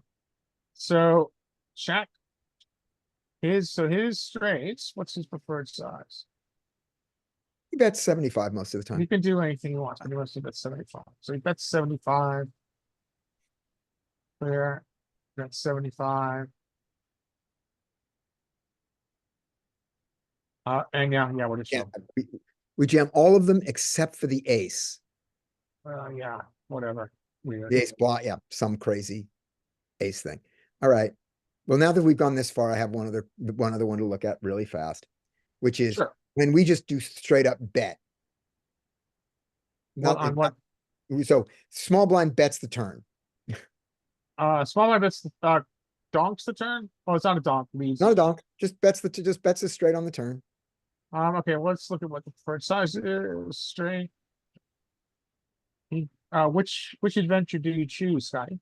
I choose B50. And I get called. And you mostly just get called. And now I predict on the river, we do not check at all. And I'm gonna be wrong. Queen of clubs. Queen of clubs. We're filtering for straights. We just bet there. All right, finally, something. I was Yeah. right on something. Okay, Okay, go back here. All right, it's all yours. Take it back. thank you. Okay, and that was Shy's hand. So it's back to me. See if I have Oh, a, it's still going. yep, we did that one. Yep. There we go. So now it's me. Fold, fold. Fold. What happened here? 6-8, that's a fold. 10-6 suited, that's a raise. So raise and defend is, what should happen here is raise and defend. And the defend of 6-4 suited should be a call, not a re-raise. That's what should happen. Let's see what happens. I don't know why those went away. But instead, 6-8 decided to raise. This is early and a mistake, but not an egregious mistake. I mean, 6-7 does it, so, you know, play extra aggressive. And now against the hijack, 6-4 suited, has it actually has some, it has some re-raising against the hijack, but he's not going to do it. It has about 25% re-raising. It looks like this. Here's your hijack raise. Here's your big blind 6-4. There's your raise, and it is 21%, but Yeah, how you know, about enough to cutoff? 25%. All right, and he's Well, probably not gonna do it. He's I not me. think cutoff is the position, but I'm just curious if sorry. there's much of a Oh, difference. against the cutoff? No, the cutoff, it's not at all. It doesn't exist in the cutoff. Okay. I said that wrong just to show you. Yeah, it's a weird the way the change comes here. It's a very strange thing. The cutoff down there is way different. See? Oh Yeah. no, I don't do it here. Do I? Oh yeah, 18%. I do have that. 9, 8, 12. Yeah. Okay. There you go. It is there. I was wrong, but I've got that as 12.5 in my world. And I forgot that I have that. So I was wrong in every way. Back to this, playing normal like poker. All right. Everybody picks up a draw. Ace 9, 10, he should just check range. He does. 6, 8, he's got a straight draw and no equity. This wouldn't be a bad time to do a small bet and then give up if he doesn't pick up equity. He does, it makes a small bet. This is a better call than a check raise, I think, against an ace with the aces in his range. I don't think he, yeah, so he does. The 8 comes. He should check again. He should now check, having hit the 8 with some equity. He does. And the river is a bluff and a rebluff. So he has to bluff to get out of it. The solver doesn't often bluff the front door flush as much, because it wants you to have, that's the cards it wants you to have. But it's not that it never does it. And he decides to do it, of course. Really small on the eye. And this really small bluff is actually not terrible, because if he's trying to get nothing to fold, he has to get, he can't beat nothing. So he wants nothing to fold. And this bet will probably get nothing to fold. You know, Yeah, agreed. what is nothing on this board? What raised that is possibly nothing? King. King Queen high, king seven. high, under pair. What king high? King 6? Yeah, king 6. Yeah. Yeah. King it was- 6, but you'd really want it to be of diamonds and you block that. So it's gotta be king 5 of diamonds. And king 5 of diamonds probably will fold here. So this, you know, it's a 4 card, it's an up and down 4 carder. But then again, this bet is not believable to be a straight, right? Yeah, he's betting small to induce, which is what he gets. So that's the problem with this bet.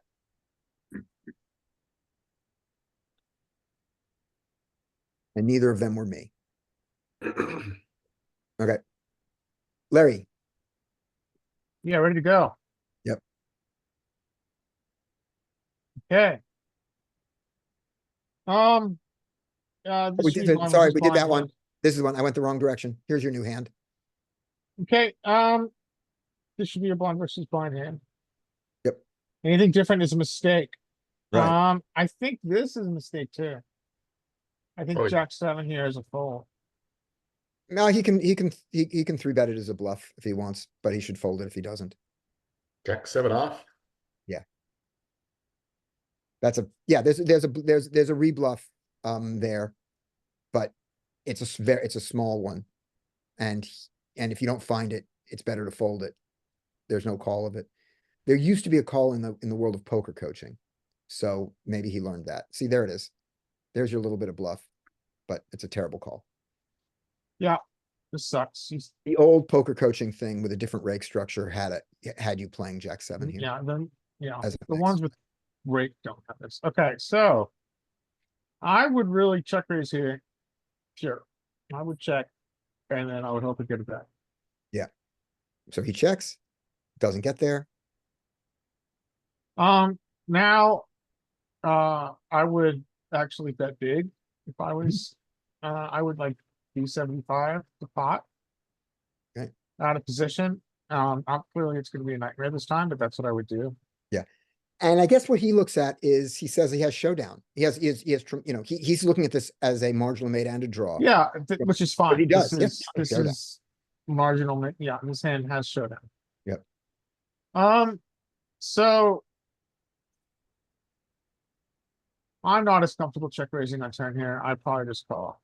I I might be influenced by the cards. I just call, yeah, I would just call here. You have the best hand, you have so many ways to get to the best hand like that. That's one way. Now we can understand what's going. So you've gotten here, he bet. I don't really, now this usually goes check, check. It makes me sad, but I think in theory, once he bets on turn, you don't really dunk too often. Especially on a paired board where it makes it very hard to make a marginal call. Yeah. I check. He does. You've don't got an obligatory raise here. Yeah. You're not allowed, even though it's scary. He does have 7-5. Yep. The ranges are super wide. Yep. You've got to raise. I would raise to between 12 and 15. Yep. The scary thing is though, when you get 4-bet here, I'm sorry, when you get 3-bet here, you can convince yourself it doesn't have to be a full house. He could be overvaluing any other flush. Yeah, I Which agree, is- but but you still do it. you've got to raise. This is very big. This is huge. And maybe this is Larry's a better player than me. He's got 250 big blinds too. And a 100. Yep. He's sitting on $250. So you have a blocker, but your pot odds are getting really steep here. This is a very extremely outsized bet. Mm-hmm. So I would go through the checklist. My checklist would be, I know. Yeah. is this an over or under bluff spot? This is Under. one of the most under bluff spots in poker. Mm-hmm. We'll check the check shove or check raise. Yep. Am I ever beating value? The hand is no. The answer is no. This is a pure bluff catcher. Yep. I'm not beating value. Mm-hmm. And then I would look at my pot odds. My pot odds 38%. Is this a bluff? Over 38% of the time? I don't think so. This is not a highly bluff line. This is very much a Yep. bluff line. And I hope in game I would be getting to a fold. I have some folding issues. So what I would do is I would roll and I would call 10% of the time here and fold 90% of the time. Okay. He rolled a 6. He rolled a 93. I Yeah. wouldn't, yeah, this is a very bad call. I would call like 10% of the time, but I would 90% fold. This is a blocker, but it is not the most relevant blocker. Especially in these wide ranges where there's tons. of Yeah. bluffing deals. But there you go. Okay. Yeah, I think that's a 90-10 for me. Yeah. Live, I would fold that pure. I was thinking you might have some value beaters there. Like, cause you're beating 8, 7, 9, 7, 10, 7, 6, 7, that could potentially get there. Yeah, that's valid. There's only 1 7 left, but you're right. But you're also losing to some better sevens. Yeah, Ace and also 17, the 7, size, queen I think is the pot odds are being offered, the sizing of the check raise is really large. Yeah. And so the way, I mean, I think my biggest decider there is that pot odds we were being offered were like 38%, which is very steep. And in my experience, this is an underbluffed line.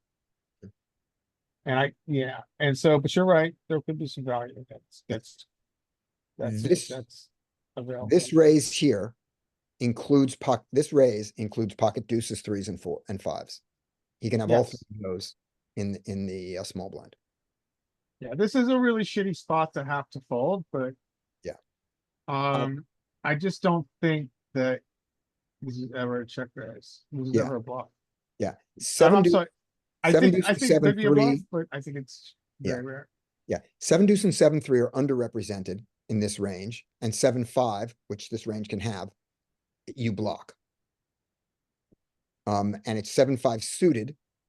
You don't, so you only block one of those. Yeah. But those were already blocked. That one's already blocked for the seven five suited by the diamond there. So it's only seven five of hearts and seven five of clubs. You blocked it with the seven of clubs, so it's only seven five of hearts. That's the only seven five he can have.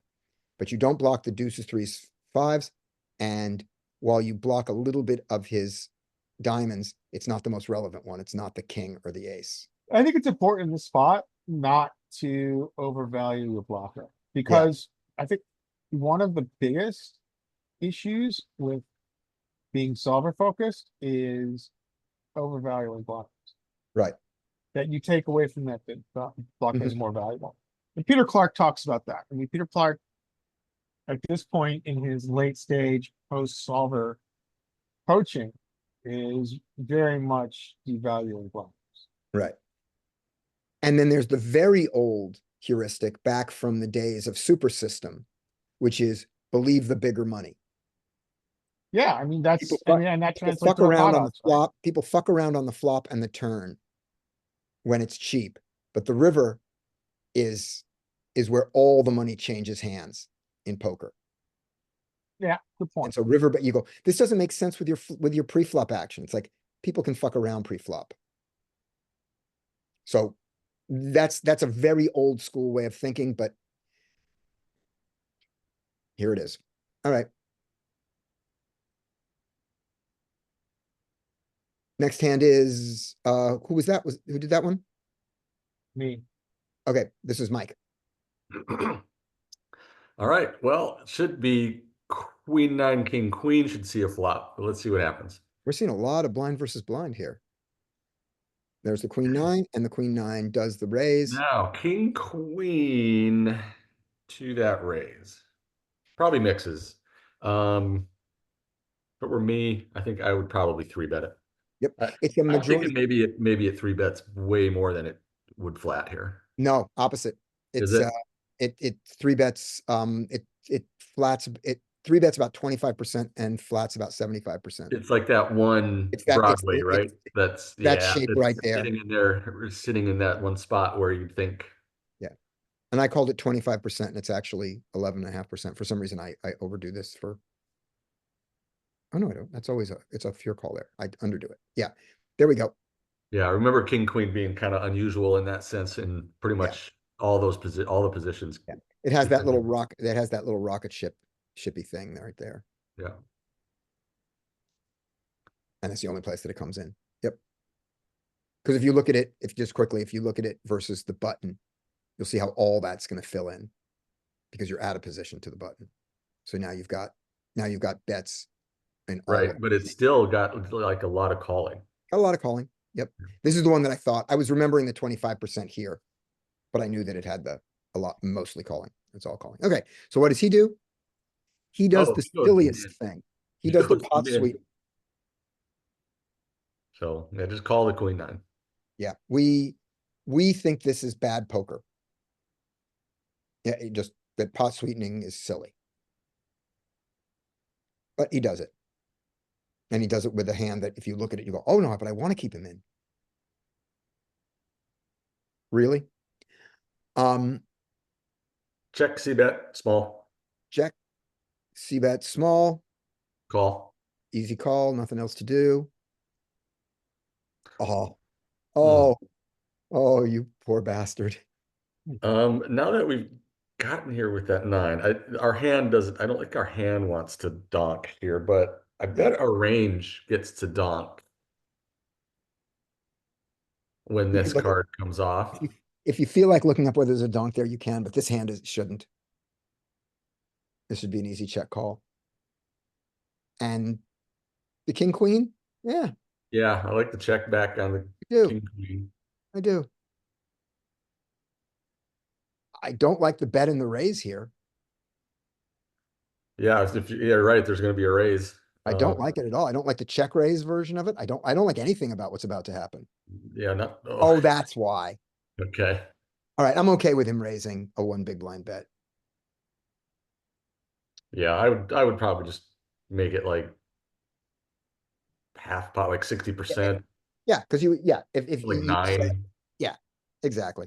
Oh, Oh God, are we insult. gonna get into some stupid click the back war now? insult. No, the queen doesn't, the queen can't re-raise him. He was bluffing, but he doesn't need to fold to three big blinds. So this king queen just likes those little pot sweeteners, and in this case, it made him 4 or 5 more big blinds with his pot sweetening. 5 big blinds more. All right. Next hand is, that one was weird enough. Did you care about seeing the post flop on that? No. Okay. All right, this is skate. More blind versus blind. Right. What do we got here? Oh, I'm in this hand. This can be our last hand. I bet this is gonna, that's what I think is gonna happen. We'll see. Okay, let's go for some more blind versus blind action. King 7. Oh, Oh, wait, no. no, don't do it. Short stack's gonna limp. Don't limp. No. All right, I might not be in this hand. All right, so you're gonna go to about 4.5, maybe even 5. Or I'm gonna fold one of the two. True. Yeah. Good fold. So, Good fold. the end, yeah. Yeah, I don't like the King 7 off, right? With offsuit. Call. Yep, just check. Oh, pot sweetener nonsense. Even worse, pot sweetener out of position. I don't really understand these ranges, what they look like. They I mean- look like this. They look like 8-9 offsuit and 10-7 suited. That's I all. will you- say I find these raises particularly annoying. Yeah. Because it's like, what is this? Yeah. There you go. Now you've seen one example of what it is. You don't need to learn it. All right. So when this happens, the 8-9 really, I mean, the 8-9 shouldn't be there, but when this happens, he should call, right? Yeah. Because now it's the equivalent of small blind versus big blind, and the 8-9 would call a one big blind bet. So I like it. All right. As played, I guess. As played. This does not hit our range as played, so we check. Or that. Yep. If you're playing that pot sweetener thing, so we're not gonna get any sense from this, but let's try to play 73 correctly. What should he do? Okay, flat. I agree. Nothing else to do. Okay, we're gonna ignore what he does. I Until think he's gonna go. Yeah, he's gonna go even bigger. Yep. Yep. A little over half. Okay. Well, I see the bet size there already. So Yep. he went 5.5. 8, 9 should definitely call because his little min click made no sense. Yep. Oh, it just got easy. Okay, I'm hoping he does not bet, but Yep. I think he still is. He's gonna go large, like I was gonna say almost pot, but yeah. Try to get a short stack fish to fold up a full house, and I will sell you. Part of the San Francisco bridge. Yes, exactly. But it's Yeah. interesting. Is Villain 73 now does the one thing that I think he shouldn't. Yeah, he's overvaluing a full house. Yeah.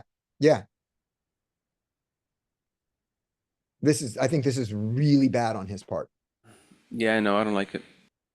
I think he should call. I don't think he should fold. And he feels so good about himself now. Yeah, we got the third nuts essentially. Yeah. We got 10 high to fold that we risked 13 chips to get 10 high to fold. What do we win chips from? Pocket Yeah. 7. Do Do we really think pocket sevens played this way? That's what we win chips from, is pocket sevens, right? Pocket, pocket threes through sevens. Yeah, yeah, this is a really bad place. Yeah, this doesn't feel like this. I mean, it's like. You're not gonna get called by worse. Very Yeah. often, except for a very, very sticky sevens. Yeah, is it, so, is I mean, this? but this is important to see. I mean, I can understand Mike's frustration sometimes, but this is important to see because it's important to see, how a fish is overvaluing Mhm. because he has a, a note or whatever they call it. He has a strength reader on his Right. app that says full house. This is an RPE. This is a response to polarization error, I think.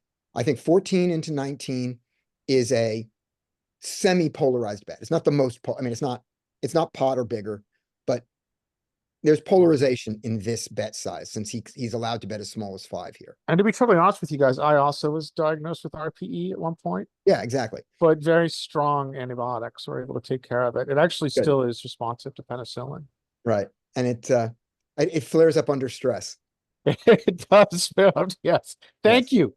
There you go. Yes, Yeah. always coming back with retort. I can see There why we you are in the business of making jokes. Exactly. So yeah, so this looks, I think we would describe the 14 here as a small bet that's polarized, as the bottom of a polarized sizing, right? Yeah.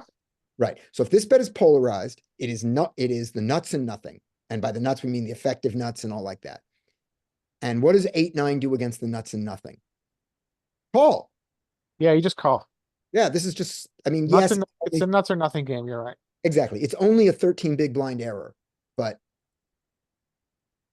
that seems bad. There are other things that were bad earlier, but that seems the baddest because it was with the biggest number of chips involved in its badness.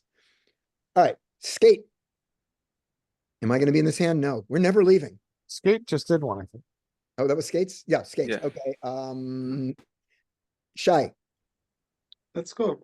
Shy, don't be shy. Get in there. get in there. Oh, it's just that small part of my game. I was just making a joke. Was my joke funny? You It's can do it, five- Shy. Yeah, it's 5 folds. Folds around bottom, I guess. Nope. we got- Okay. Yeah, this is I'm going to start playing probably- 1NL again. I'm going to switch to 1NL. This is I decided Great to credit. say if I guess someone is limping, but I forgot it. Yeah. Maybe. you know, I Okay. used to King watch Jack is- Jeremiah Williams. He would get the occasional limper at 5. So here we go. There's the limp. There's a limp, fold. Here. You should bet it. Open to 4.5, I like it, maybe. but he doesn't. But I agree with you. This is a better 4.5 than it is a 1. Because he know that he should be folding. All right. So with Small blind that, fold. Yeah, absolutely. Small blind complete. No. no, small blind fold. We With you this can see a lot structure less of in cash. players, like. Yeah. Yeah. So fold, check here. And the flop. I Big think blind we're gonna- checks. I think we're gonna get a Yeah. 9 at some point. I think there's gonna be a 9 on the turn of the river. Yeah, it seems. I think that's where the raise comes Like, from. Let's find out. Checks, big blind checks. It's gonna be checking here. He should check. No, I agree with you, yeah, but he bets. We consider that a mistake. We don't need to say why. We've talked about that a million times. definitely call here because have a lot of equity here. Don't need to raise. Mm, That's, yeah, mm, it's I call. don't see any, Nope. no, just call. Just call. In limit poker, this is an easy raise. This is a correct raise. This is a raising for a free card. Limit poker? Yeah, in fixed limit poker. We're not talking about fixed limit poker, but this is a clear raise. And then you check. I'm not Alright. sure, I got that. It doesn't matter. It's unimportant. Okay. Here, big blind should fold. Yeah, just a gut I- shot. Just a Gut gut shot shot. to the Maybe ignorant end. Yeah, maybe it's calling here. I think you should fold. Should fold. Okay, so it's not, so the 9 is not the card that gets us the raise. The ace is. The ace is what gets us the raise. Okay, Check. Keeps betting, I guess. I would, I mean, having made his first mistake, I think he should now definitely check after getting called. Cause this just slams Yeah. into his filtered range. This hits every Yeah, piece, I of it, agree. but he doesn't want to give up, But it doesn't want, yeah. right? But second pair is a straight draw. He's blocking the straight also. But he can't raise. I don't see any raising here. I agree. Still going to call. Yep, easy call. The marginal, the jack is more important than the king. Yep, Mm-hmm. and there's the ace as we expected, Yeah. and now this guy is going to misplay. This guy is going to overvaluing his hand, I Mhm. guess. Maybe you want to play as a 10. Hmm. He's betting. Yeah, he should check call, but he's going to bet. And what size is he gonna bet?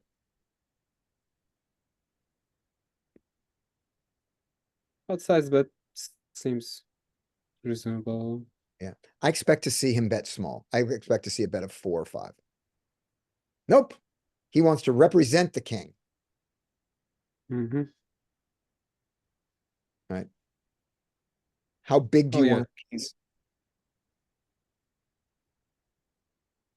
Just going 3x, Right, so like to 36. 36, I guess. Yeah. This is a case where I think, again, I think the maximum greed probably doesn't help. You've got to get called by a set and 2 pair. So he really wants to get called. Mm, And like me. does. Yeah, he does. We don't know if the guy would have paid for more or not. But badly played by the So- ace 7 in every way. And the king jack played perfectly. Going all in No. here can be a better option. I don't prefer this, but I don't hate this. I don't hate this. And then after that, I think he just played great. Maybe a little bigger on the river. But again, he's turning his cards face up and just daring the guy to believe him. All right. This is me. And am I going to be in this hand? No. Raise, fold. This guy, if he plays correctly, should be 3-betting the king, queen. And I wouldn't be surprised to see him call it. He does call. I should fold this 8-3 suited. Yay me. All right. The king, queen, he should go for a check raise here. That the queen is a big enough kicker for it. But he doesn't. He just goes straight out for the bet. And the ace 10 should absolutely call and not raise. He should call even this big bet he should call. He calls. The 6 comes. I don't think the king queen needs to slow down having bet. Who knows? We're in La La Land. Yeah, he's still got, this guy still has jack queens. He still has worse kings. He still has hearts. He still has, maybe ace, jack, ace, queen in there. So, we can bet. And we can bet anywhere between 10 and 17 seems good to me. Maybe 12 and 17. 16, I'm fine with that. To this, he didn't pick up his flush equity. He could be drawing dead already. You could be a practitioner of Brad Wilson and go And Nuffle. to 35 here. Okay, let's see. Has he studied Brad Wilson? No. He does not nuffle. Also, I don't know if nuffle applies to small blinds. It might I don't only think, apply to big I don't blinds. think it really. I don't know, it does. But I there we mean, go. a small blind range. Yeah. Call flatting is gonna be similar to a big blind range, I Yeah. think, in game. So this is marginally made. He has an ace. He has the best kicker with it. So of his bottom pair of his second pairs, this is the best second pair he has. So I would okay, nuffle here and lose a lot more money. I yeah, might not nuffle to this size though. Yeah. But you're playing in position. I think I mean, he's got semi bluff opportunities available to him. I would call and fold this. Yeah, I I think wouldn't have that's folded the fine. flop. I would have absolutely, no doubt, I would have, so I would have raised pre-flop. When he bets here, I wouldn't raise, so I would play the same as Victim's Villain 67 so far. Now I would seriously consider folding. And my lack of a heart is good, I think, here. Yes. Go. The river is the 10. That'll teach. Boom! Fuck you, Donker. Exactly. And the king should not bet. He should check call. But he bets and he polarizes with a hand that does not polarize. Yeah, he's in fish Right. land and he got sucked Right. out on. And the ace 10, if this villain had more than 59 back, if he had a lot back, I think the ace 10 should consider not raising. Why? Because again, almost everything that calls him, he chops with or fold. He can only get value from a 6, and a 6 is very likely not to bet here. So he's in that very thin part. So most of the time when he bets and gets called, they chop, and every so often he loses. But when he loses, I'm talking about, let's say they had 300 big blinds left and he Okay. raises, this guy can jam. Yeah, I mean, you got a good point. But But with only 59, he should just jam. if he check jams, he's repping a super tight, super thin value range. Right. If No, he it's not bets check jam. rejams, he's representing a very tight Yeah. value range. Right. So He's essentially don't- saying he's got quads. yeah, I don't expect to see it. But I'm not sure. what I'm saying is, I guess I'm agreeing with you, Larry, but I said it in the wrong order. What I meant to say was, at this stack, with this much behind, I'm never calling behind. He Yeah. would have to have a lot more money before I considered calling behind. I That's totally get your point that That's what I meant. there is a risk of a reshove here. Yeah. From this donker. Yeah. If the SPR was different, Right. but with this SPR, We're you know, done. our choice is clear. We're done. I Yeah. don't think you're wrong. I think that you've got points. Yeah, we're jamming. And believe it or not, I was completely wrong, is that he does call with a king. This play could not be worse. Well, I think also it's important. It sounds accusatory. I would never accuse the alpha of anything except appreciation and respect for letting us use his Zoom and sharing his hand histories. Like and subscribe. I think the one thing to think about here is player class that's triple donking into you. And so player class of a triple donker is I've got top pair, somewhat oblivious to texture. Well, looking at it, there's the call. So this is not often king, and someone who slow plays their king doesn't often do this. So it's not king. So it can be king 10. King It 10. can be king 10, yeah, King but 10 there's can do one, this. King 10 can there's do one this. there. How many combos of king 10 are there? Yeah, right, Two? exactly. Two. Yeah, I'm with you. It's it would have to be, I do not expect to lose here. Yeah. when this called, is- I do not expect to win. That's the thing, though. But don't- I do see your point about if it's hyper deep, yeah, there is a risk on this double paired board of running into a nightmare scenario where you lose 500 bigs to quads. and it's completely different if the way that I get this full house is without this 6. all these times that I brought it up, it's because the other guy almost always, we both have full houses. We just both have the same hand almost always. And that's when I don't need to raise the chop all the time. Moving on, Yes, moving on. moving on. Maybe I'll be in a hand. Nope. Why don't we skip to your one of your hands? We can do All right, that. we'll skip. All right, let We me, are approaching a 4-hour session. yeah, let's skip to it. King 3 off. Okay, But that's. I'm what we're- never quitting you, Scotty, but. There you go.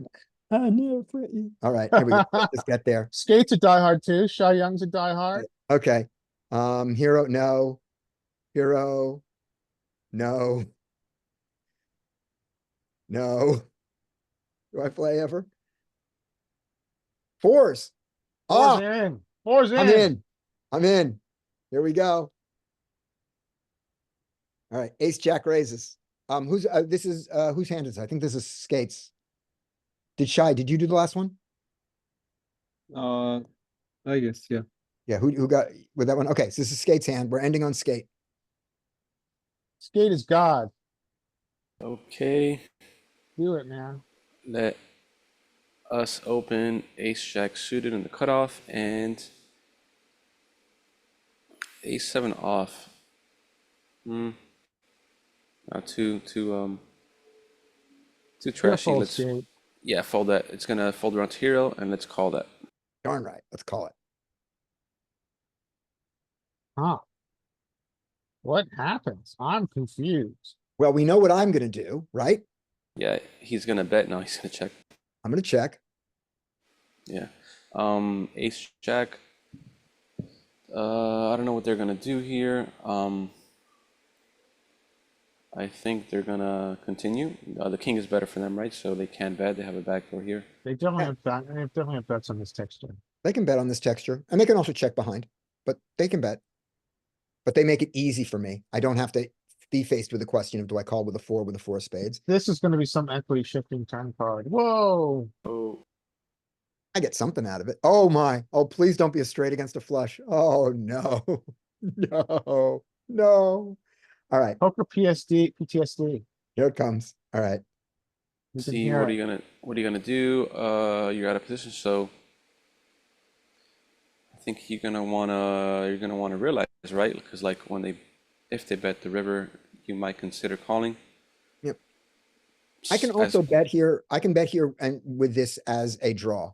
I can say that it's marginal made nature of 4s is nothing and choose to bet it. And I can also say that it's 4s and it's the ignorant end, so we'll check. Do you think they can have some kings here? Like, so when they check the flop, what you're thinking? I don't They think they can- check back very many kings, Yeah, you know? maybe some under pairs or ace X in this case. Yeah. Yeah, they could be checking back, you know, they could easily have queens and jacks and 10s and 9s and 8s and play them this way. That all works. They have ace queen and ace jack and ace 10 and, you know. Is it more Okay. likely, more or less likely, or as likely for them to have? I mean, I know the answer, but like, for them to have pairs or just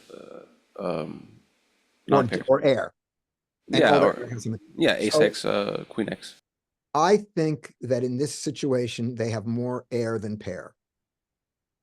More air than pair. Okay, I like Yeah, that. that's what I think. I think their range has more air than pair right now. Okay, so I think you're gonna bet. Okay, let's see. I do. I target their air. And I hit their air with a lot of draws, but I expect that they have draws on their air. I get called.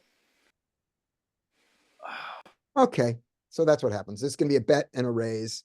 And then I'm just gonna fold. No, you're not gonna check. No, I don't think so. I think I'm trying to represent, I think I'm gonna represent what he has. I don't think it's good. I don't know that it's good. You're not playing enough poker and you're not bluffing enough if you don't occasionally bluff into the nuts. There we go. There we're bluffing into the nuts and we're bluffing a bluff size. Yes, you are representing that even out. We get raised and we get told very clearly that it is time to fold. right. All right. I'll So, see you guys on Monday. hey, can you stop the recording for a second? I got a question. Yes. See ya. Bye, everybody. Okay, That's Thank it. you. Thank you, Shai. Good to see you. right on, Shy. That's not how you say Welcome to change the it. group. Bye.